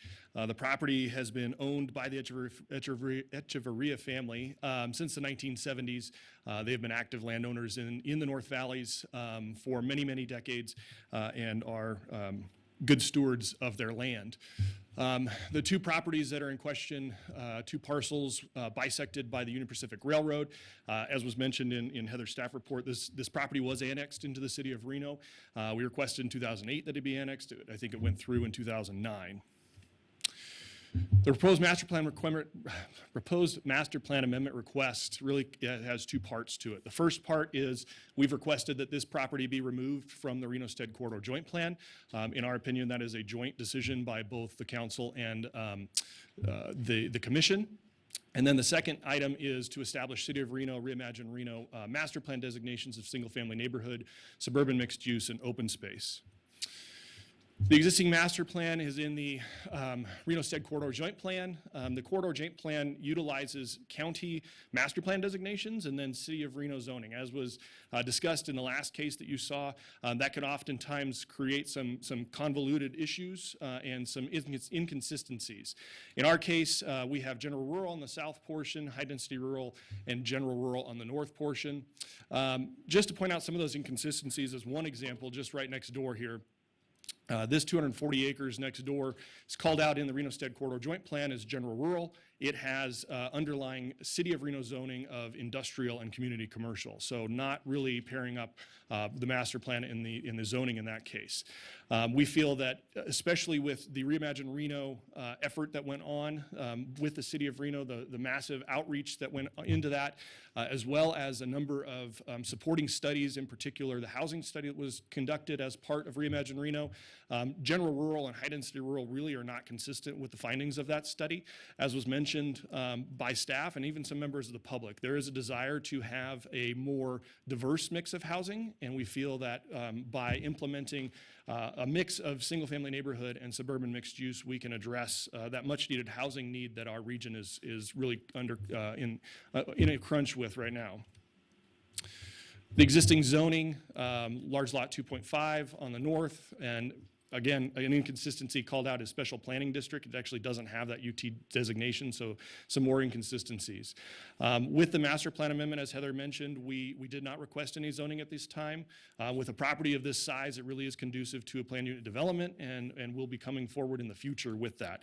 With that plan unit development, we can address a number of the development issues that were discussed, as well as concurrency issues that were discussed, whether that be public safety, water, sewer, and traffic impacts that can be really delved into at that time and with specific mitigations in place with the planned unit development. Just to give you a little history, the Corridor Joint Plan was originally approved back in the mid to late 90s. Since that time, and it was the last wholesale update was back in 2010. Just to give you a sense of kind of what has transpired over that 20-year period, which was the horizon that was established in the Reno-Stead Corridor Joint Plan. The exhibit on the screen here sort of tells two stories. One, the areas in orange are the areas that are still within the joint plan. The areas that are in the green, so these corridors here and up in here, are areas that were removed. There's been over 1,000 acres that have already been removed from the joint plan over the years. And then the cross-hatched, this black hatch is representative of areas that have already been annexed to the city. So when this plan came into being in the 90s, there were some annexations that were happening in the city out in the North Valleys. The county and the city jointly planned this area to deal with those annexations over time. We're to the point now where the majority of that developable land has been annexed. When you look at the areas that have not been annexed, you have some existing county neighborhoods here and here. You have the existing North Valleys Regional Park, which is owned by the county. Wouldn't make sense to annex that. And then really some development constrained properties off to the west here. So for all intents and purposes, the majority of the developable property has been annexed into the city of Reno. We are asking to come out of the joint plan really to help to support that Reimagine Reno master planning effort that the city made such a significant investment into. It'll allow us to support the goals of the Reimagine Reno master plan, and at the same time, while it's removing it from the joint plan, it does not take the say away from the county. When this joint plan was originally created in the 90s, cooperative planning didn't exist. Fast forward to the mid-2000s with the settlement agreement that came out of the regional plan. At that time, cooperative planning was established. So now in areas where you are on the edge with city and county and dealing with those issues, we have standards that are in code. We also have a mechanism in place to where county staff is making recommendations to the city on all of these development cases. So the county does not lose their say, as the Planning Commission had mentioned. You still very much have a role in the overall planning process. Site suitability, as Heather mentioned, I won't spend too much time on this. The site is suitable for development with slopes less than 15%. We've reserved those major drainage ways as open space. There is existing infrastructure that can be extended into the property to address those concurrency issues. Water is in North Virginia Street, just to the east of us near Stead Boulevard. Sewer is in Red Rock to the north of us at Moya. This area is changing, and now is time to plan it more comprehensively. As requested, single-family neighborhood on the south portion, suburban mixed use on the north. The suburban mixed use allows us to have that mix of housing that's indicated in the City of Reno's housing study. It's also backstopped with another study that the Regional Planning Agency did as far as housing needs in our area that indicated where we have a lot of larger lot single-family development that has predominated or been predominant in our development pattern over the years. We're starting to backfill with some of that multifamily, but what we're really missing is this missing middle housing product. And this is not unique to our area. This is a nationwide issue that's going on. That suburban mixed use allows us to have a much more flexible zoning in there to address that missing middle housing product. So what that means is smaller lot, single family, townhomes, multifamily, to where we can address the housing needs more comprehensively. Additionally, we have the parks and open space designation, again coinciding with the major drainage ways. Some of the community benefits, supporting that housing study, creating that mix of housing and densities, those provide then more opportunities for more attainable and affordable housing. That missing middle product really becomes sort of affordable by design because you are then, with a little bit smaller product, you're able to present those to the market at a more attainable rate that more is in line with the median household incomes. And then as far as Reimagine Reno master plan goes, this is identified as a foothill neighborhood, and when we're talking about creating vibrant neighborhoods and centers, that suburban mixed use gives us that opportunity to have that mix of uses and mix of housing types to create those vibrant centers. We did look at traffic, albeit hypothetically, for a hypothetical project. The project would require some mitigation, we know that, predominantly looking at widening North Virginia along the frontage and then upgrades to the Red Rock Road interchange. We would also have to have a crossing of the Union Pacific Railroad. As we mentioned, this is really indicative of a planned unit development due to the size and the mix of uses, so we plan coming forward with that in the future. These will be planned cooperatively with the county, and really, I like this picture because it shows while this area has remained largely undeveloped, the area just to the north of us across US 395 has a significant suburban to urban style of development, and really it is a time, an opportune time to have that similar development on the south side of US 395. Additionally, this project would be a project of regional significance when we come forward with the PUD. At that time, obviously, Washoe County has a place on the Regional Planning Commission as well as Governing Board and would have opportunities at that point to have additional input. Again, just another slide, and with that, conclude my presentation and would be happy to answer any questions. Thank you very much. Are there any questions for the applicant?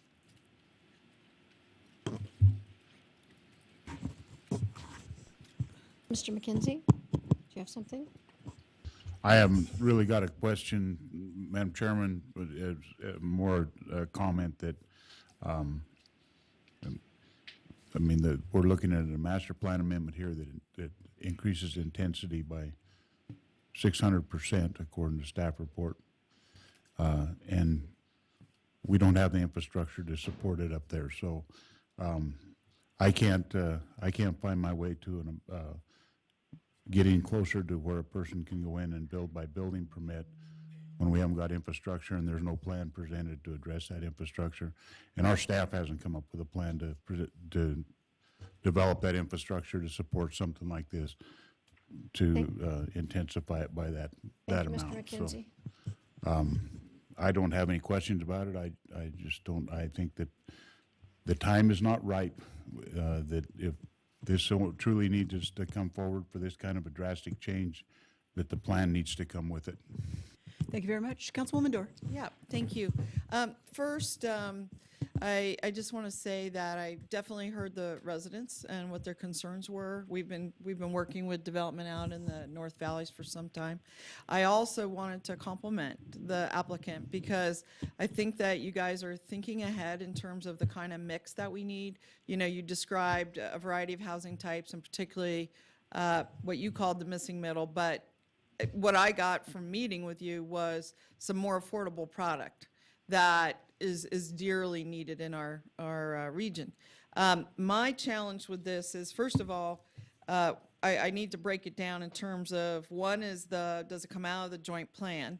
And, you know, I don't want to leave the county out. I mean, this is important decision making unless they're fine with that. So that, you know, if they're not fine with that, then I'm not fine with it. And if they are, then I'm okay with it. I think that we could do fine with it.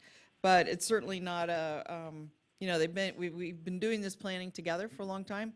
And, you know, if that's the interest of the county to continue that, that's fine with me. I do understand the delays it's caused. I mean, I met with the applicant and understood that each segment of this plan had required a 3-month process. And I think that's kind of intentional. I mean, I think, it's unfortunate and it's difficult to deal with, but I think that is maybe an intended consequence of having joint planning, is that it's going to take longer.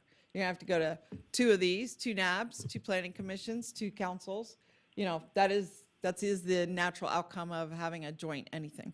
I guess, you know, to get anywhere on this, I would need to have it broken down by separate decisions. Because I don't feel we have the infrastructure to support this today, but I'm also don't know what's proposed because we don't have a project in front of us specifically. And I think our staff were very clear on that, you know, a project is not being proposed. So those are just some of my preliminary feelings. Thank you very much. Commissioner Hartung. Thank you, Madam Mayor, Madam Vice Mayor. From Washoe County's perspective, I didn't get that staff was even beginning to suggest that there's a project in front of us. We have a long way to go.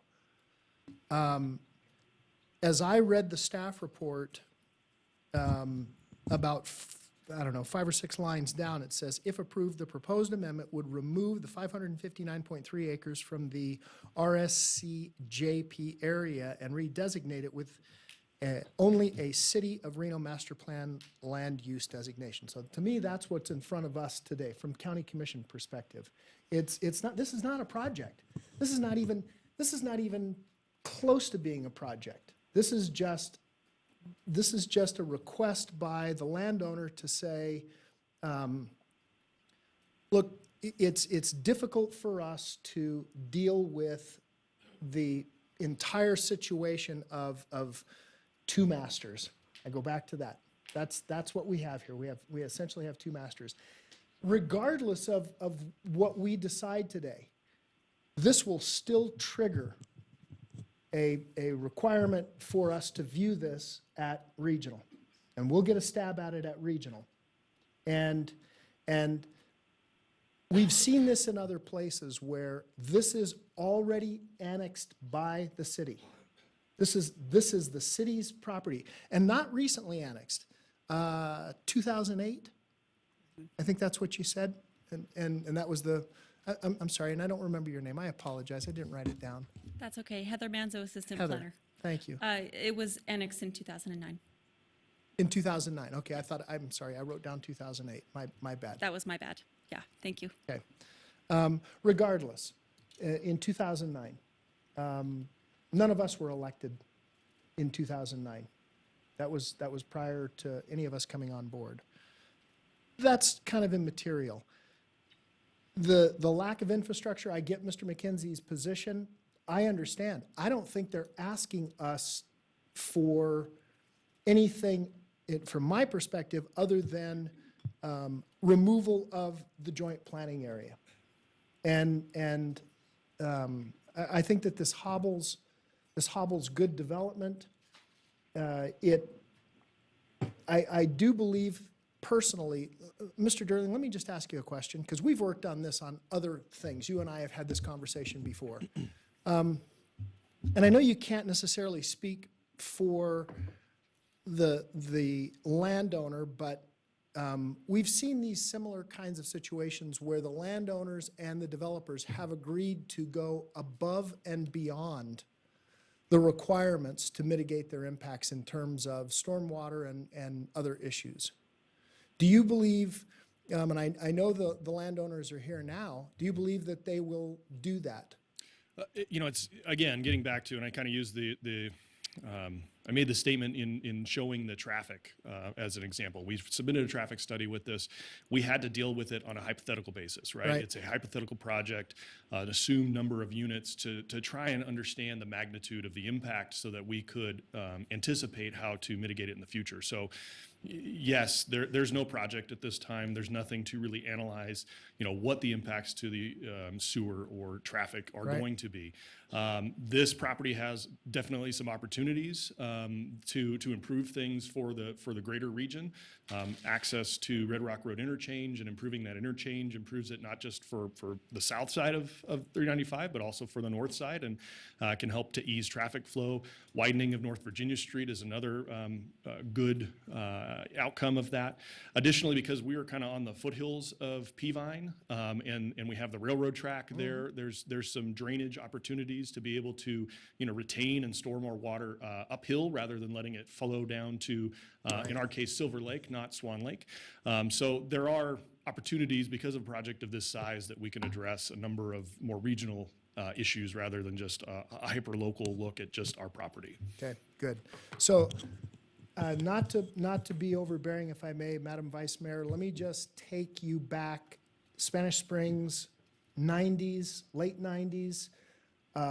We were informed that we needed to have a stormwater utility in Spanish Springs. HACO came forward and offered to build that stormwater utility in an exchange for 1,750 dwelling units of entitlement. At the time, they were denied by the county commission. What ended up happening was regimes change as they do. Within 5 years, HACO had an entitlement to build all 1,750 dwelling units, and we got to pay for the stormwater utility as residents. So here's my point with saying this. I think we've got an opportunity here to work with these folks, and they can put in some substantial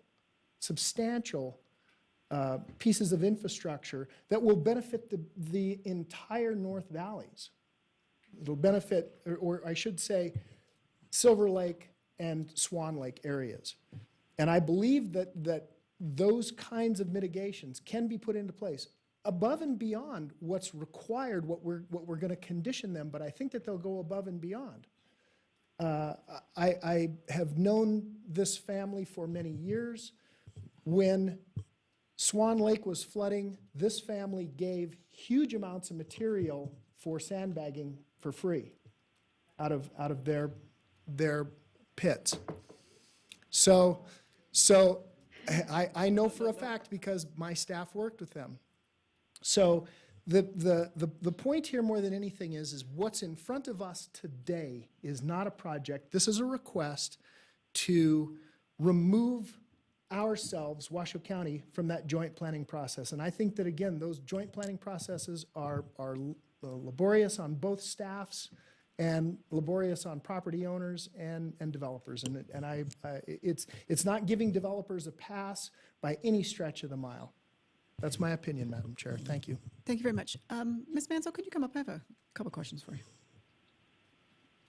You had mentioned that if you can pull up the Planning Commission summary of their decision as well. I think it was page 12. Was it I'd be page 12? happy to. May I please have my presentation? Thank you. While they're pulling that up, Yes. you had mentioned that we would need to take a two-step process or potentially two different actions here today.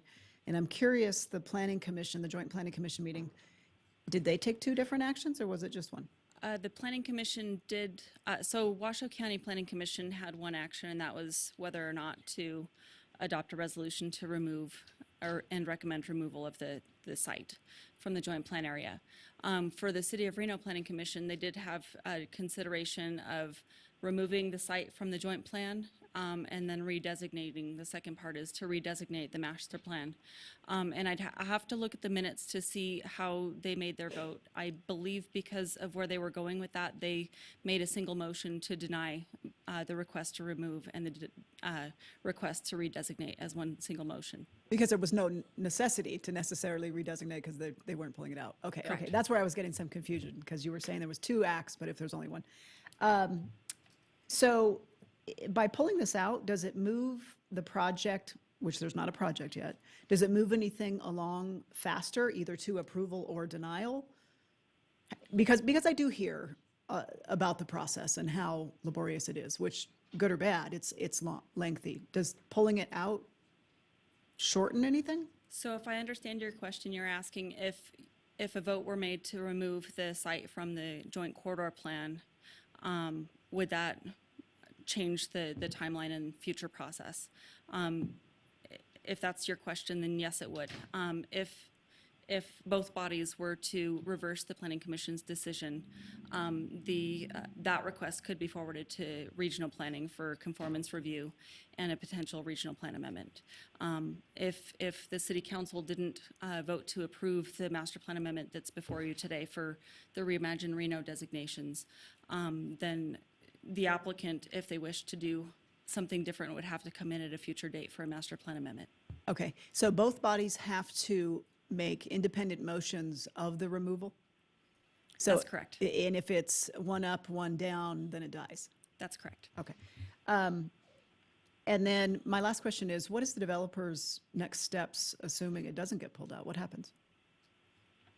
So we can talk with the applicant if you have questions for them, but if this request is denied, then this application is a done deal. It's denied. Then they have to So they would have substantially to come in change with- it, and then, okay. That's correct. Thank you for indulging me. Commissioner Herman? did you have a Thank you, Madam.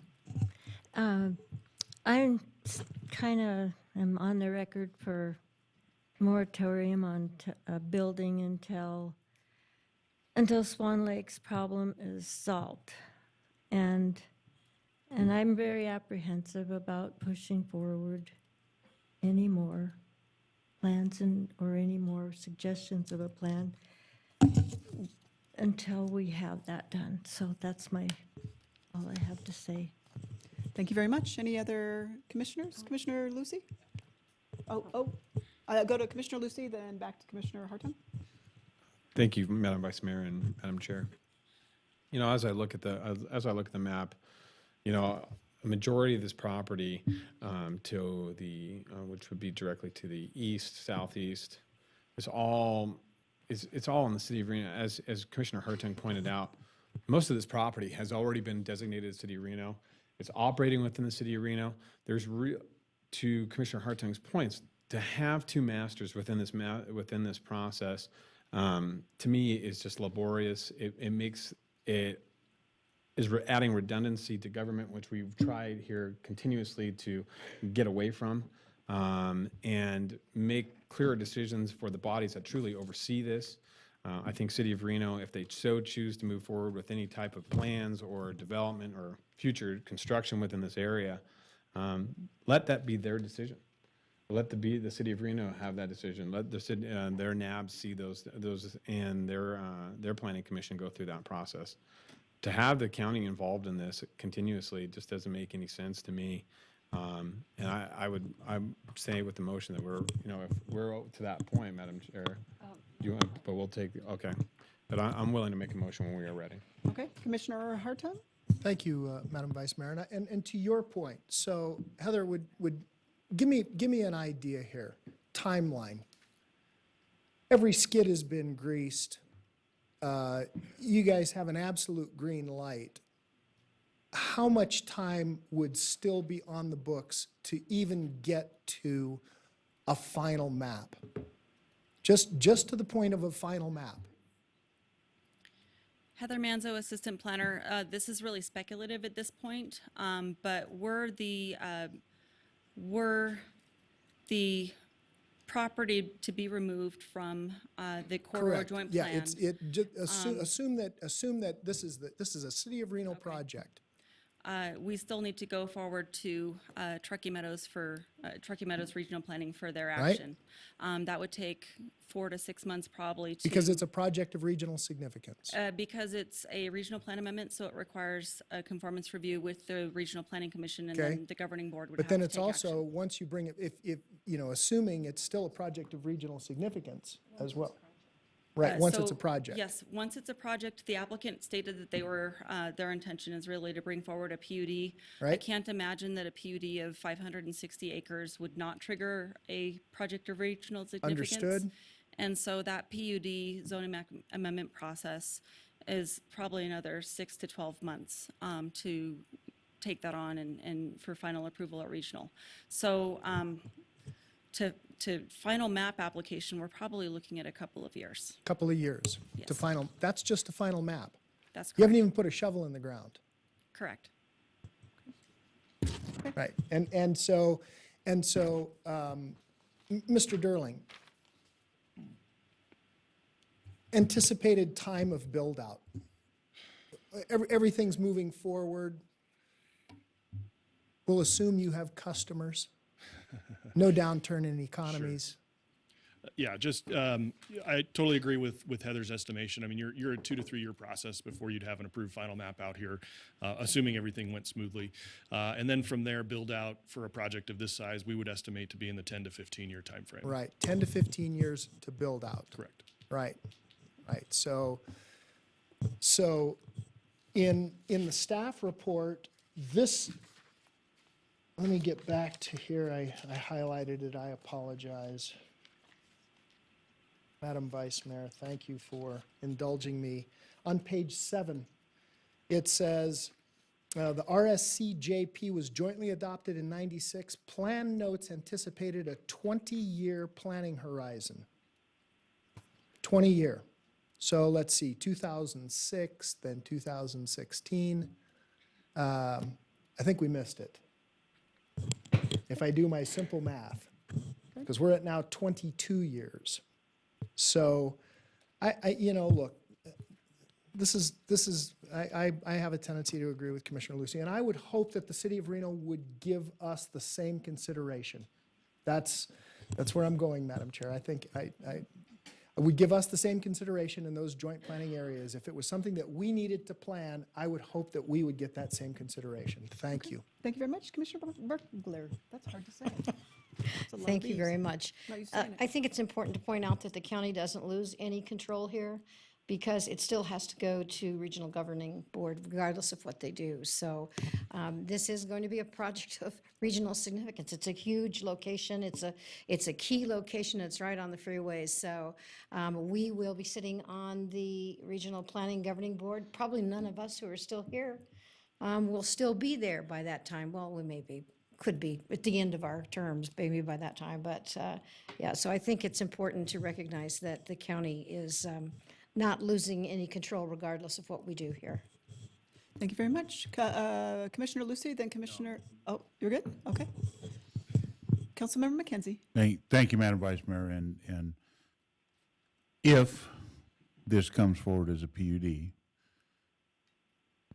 then everything that we're talking about it's going to take time, but once you have the master plan amendment in place here to increase the density on this property by in excess of 600%, then it's a zone change, and then it's a site map, and then they can build it. And there's nothing says that they're going to build that and do site maps on that on a level that it's a project of regional significance. There's no requirement that they do that.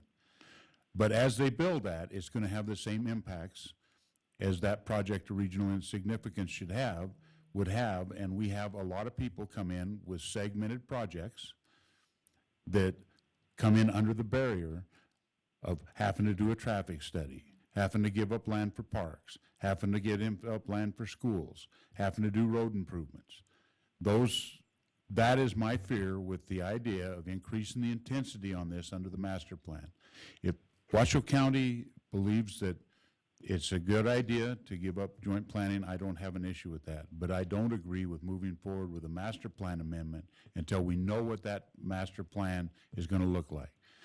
So I would be supportive of giving up the joint planning if that's Washoe County's wish, the county commissioners wish to do that.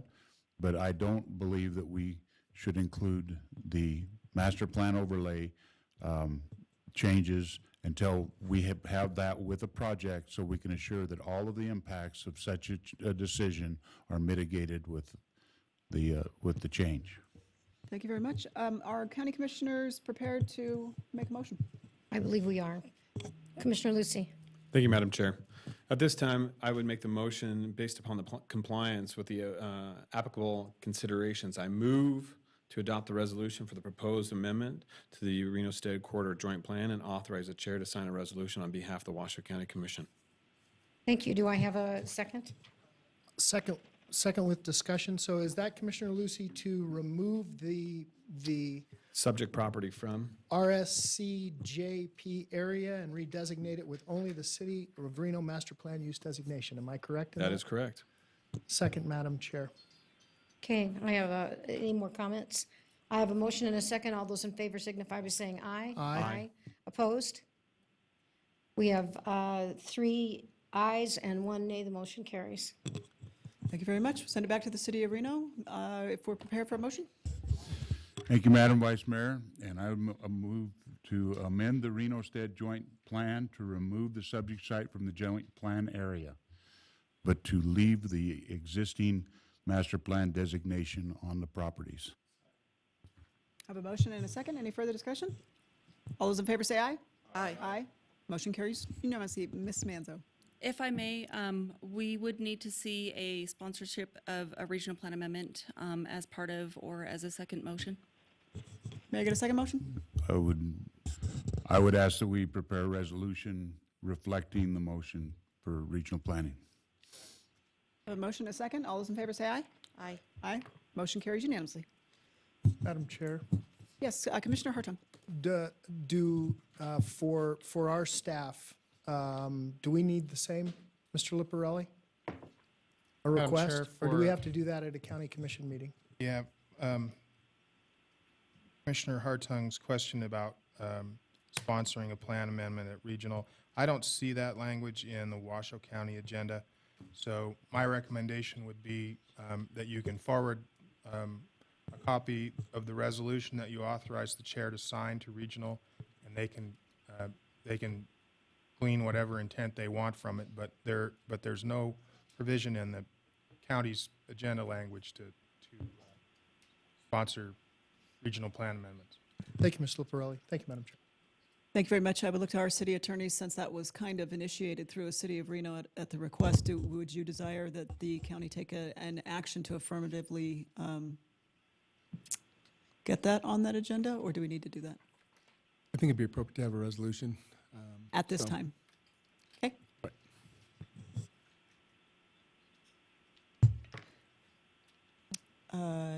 Councilwoman Dorr? Yeah, I just had a comment for, I mean, we're done with our motions, or are we? Well, I'm not 100% sure because I'm getting maybe conflicting information from the city attorneys. City Attorney Hall, you are suggesting that the county commissioners take an action today to put forward a resolution. I think any recommendation to the Regional Planning Commission should be done by resolution. And that's what we're proposing that the city do. And I'll defer to Mr. Liparelli as to, advising his counsel. And that we do that today.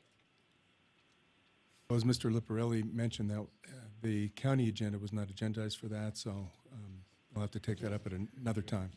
So we'll have to do it in the next county commission meeting. Okay. So we'll get it on the agenda for that.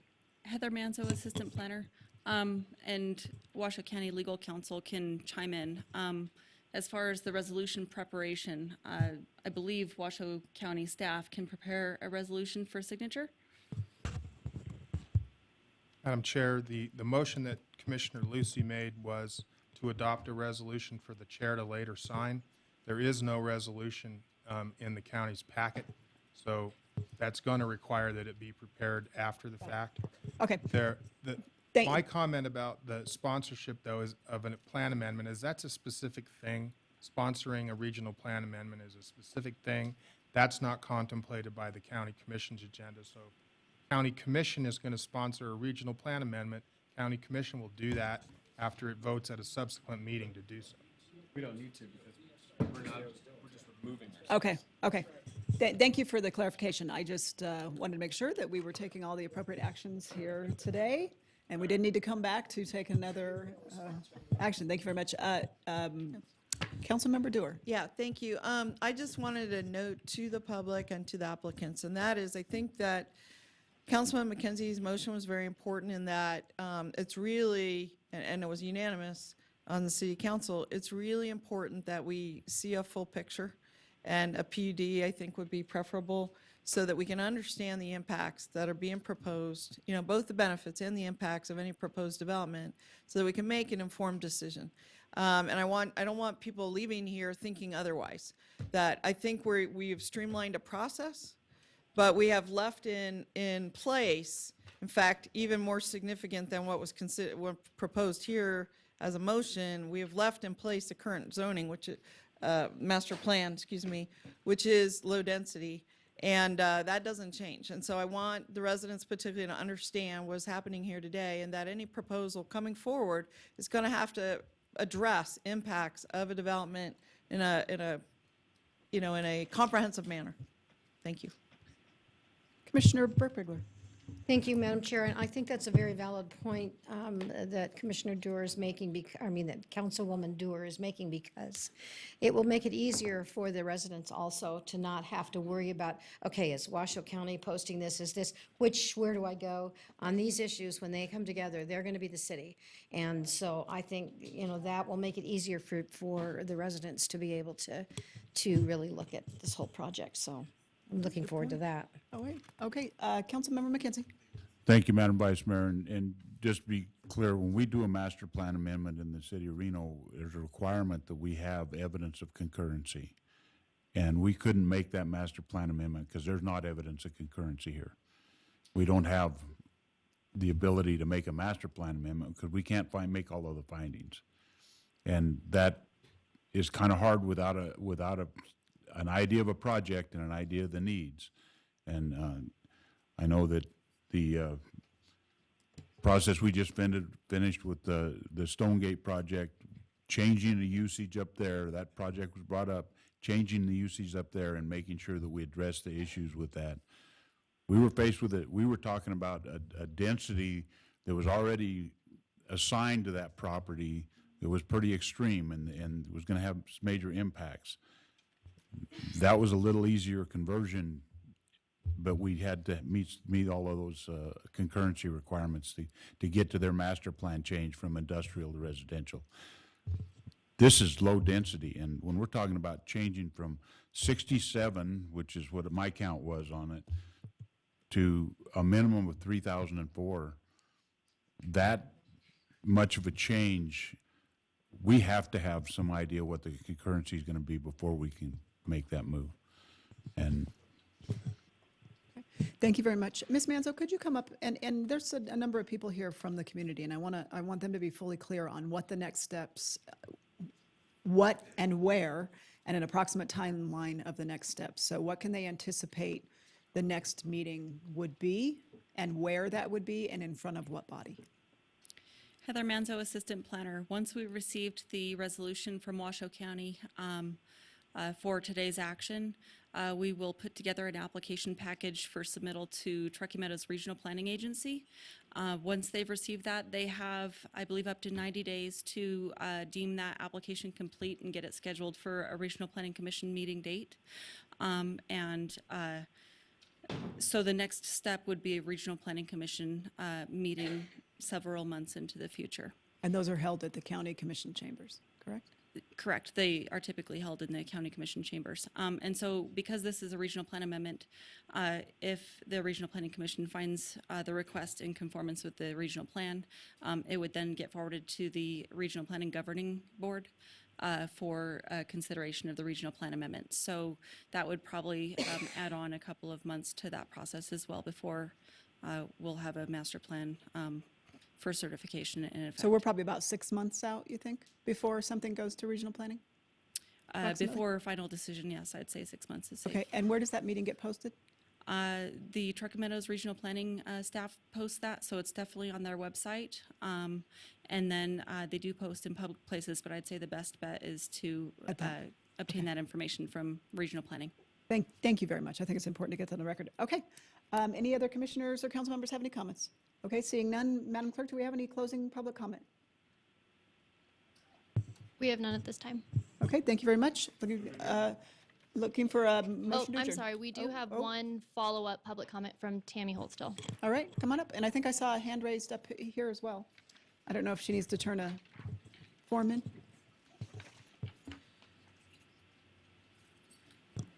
Okay, you got 3 minutes. Tammy Holtstill, Lemon Valley Swan Lake Recovery Committee, for the record. I think that there's a lot of work that still needs to be done. I appreciate the fact that you did not change the master plan and that it has to go through quite a bit of different steps before it goes any further. I do have an issue with Washoe County because I've heard it said by several commissioners that they don't have any say when it comes to what the city of Reno does, and then you just gave up your say. Doesn't make any sense.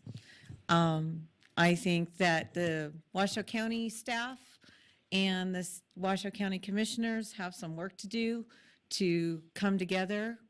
City of Reno, I appreciate everything you guys have been doing. You've been listening a lot better, and I appreciate that, and so do our residents.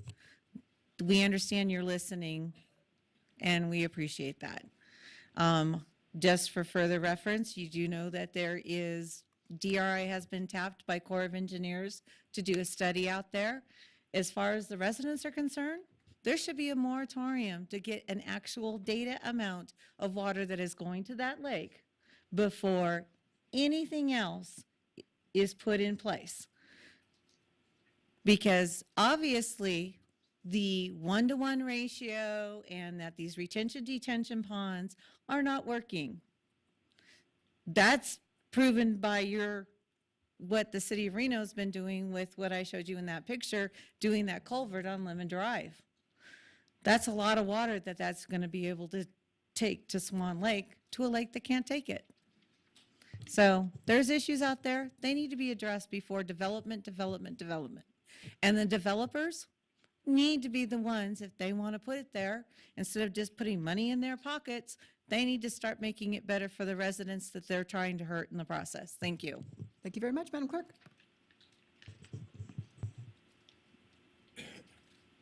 Our next public comment is from Melissa Wiseman, followed by Senior Wagner. Okay. Hi. First off, I'd like to thank Mr. McKenzie and Ms. Herman for their forethought in gross development in our area.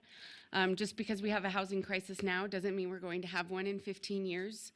And I think the city of Reno should think twice about extending their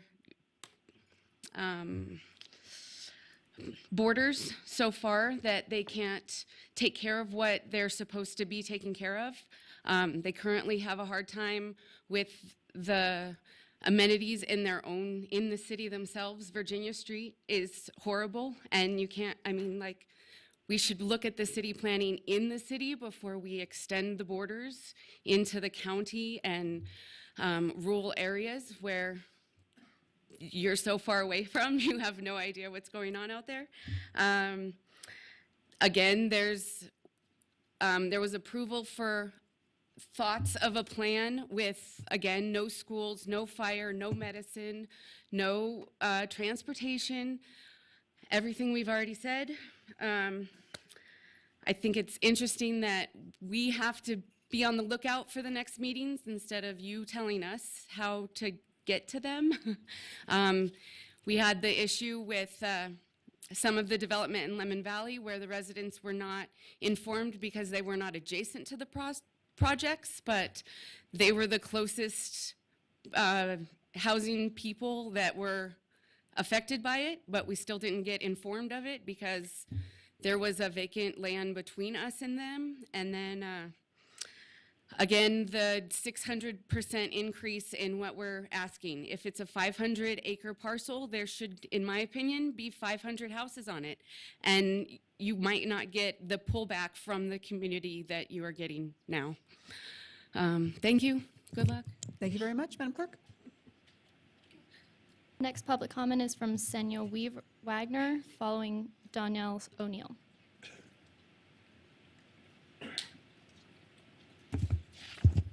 Hi, I'm Shauna Wagner. Again, thank you so much for listening to us today and giving us the chance to speak.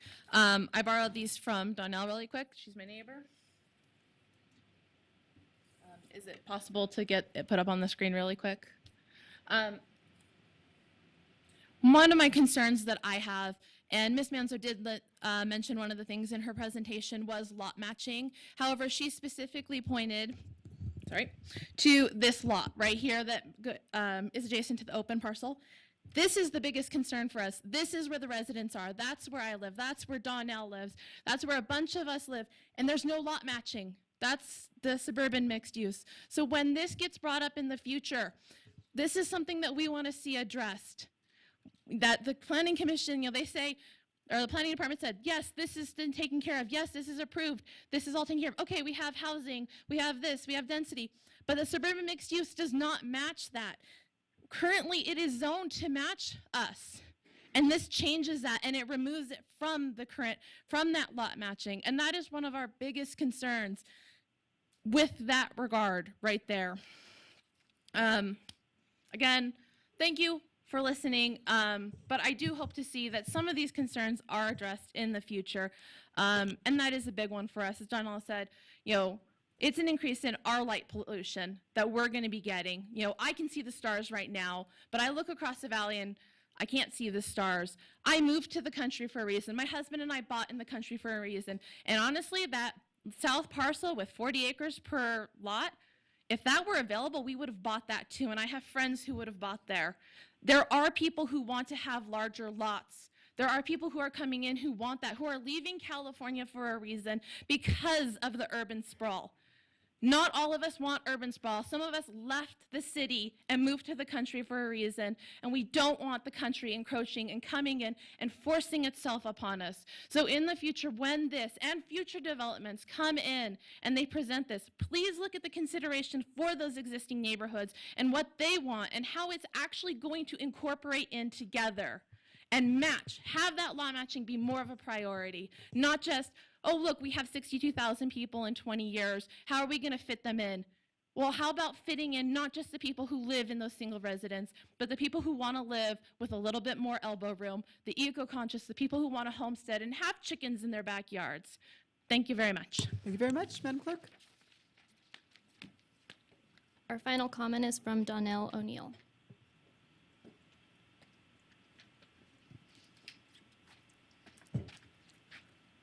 My name is Donnell O'Neill. She showed you the map, the mixed residential. That backs up to my horse property. I mean, honestly, they want to put homes back there. I'm good with that. You want to put mixed residential with retail and all that, put it at the base of the hill. Don't put it behind my house. I mean, there's 5 of us. We're in a little area. We're not city. We are county. So you're like, this little card right here, do you know that a handful of us got this? Do you know how all these people found out about it? I posted this on the North Valley's community page and the Lemon Valley flood relief page. That's how these people found out about it. And my second thing is, I'm offended by you. You have a conflict of interest, and you were here saying more than anybody else, and I'm offended by that. Thank you. Further public comment? No further public comment at this time. Thank you very much. Looking for a motion to adjourn. All those in favor say aye. Aye. Thank you very much. Does the county need to take a motion to adjourn? Motion to adjourn from the county? All those in favor signify by saying aye. Aye. Opposed? Thank you. We're adjourned. Thank you, everybody.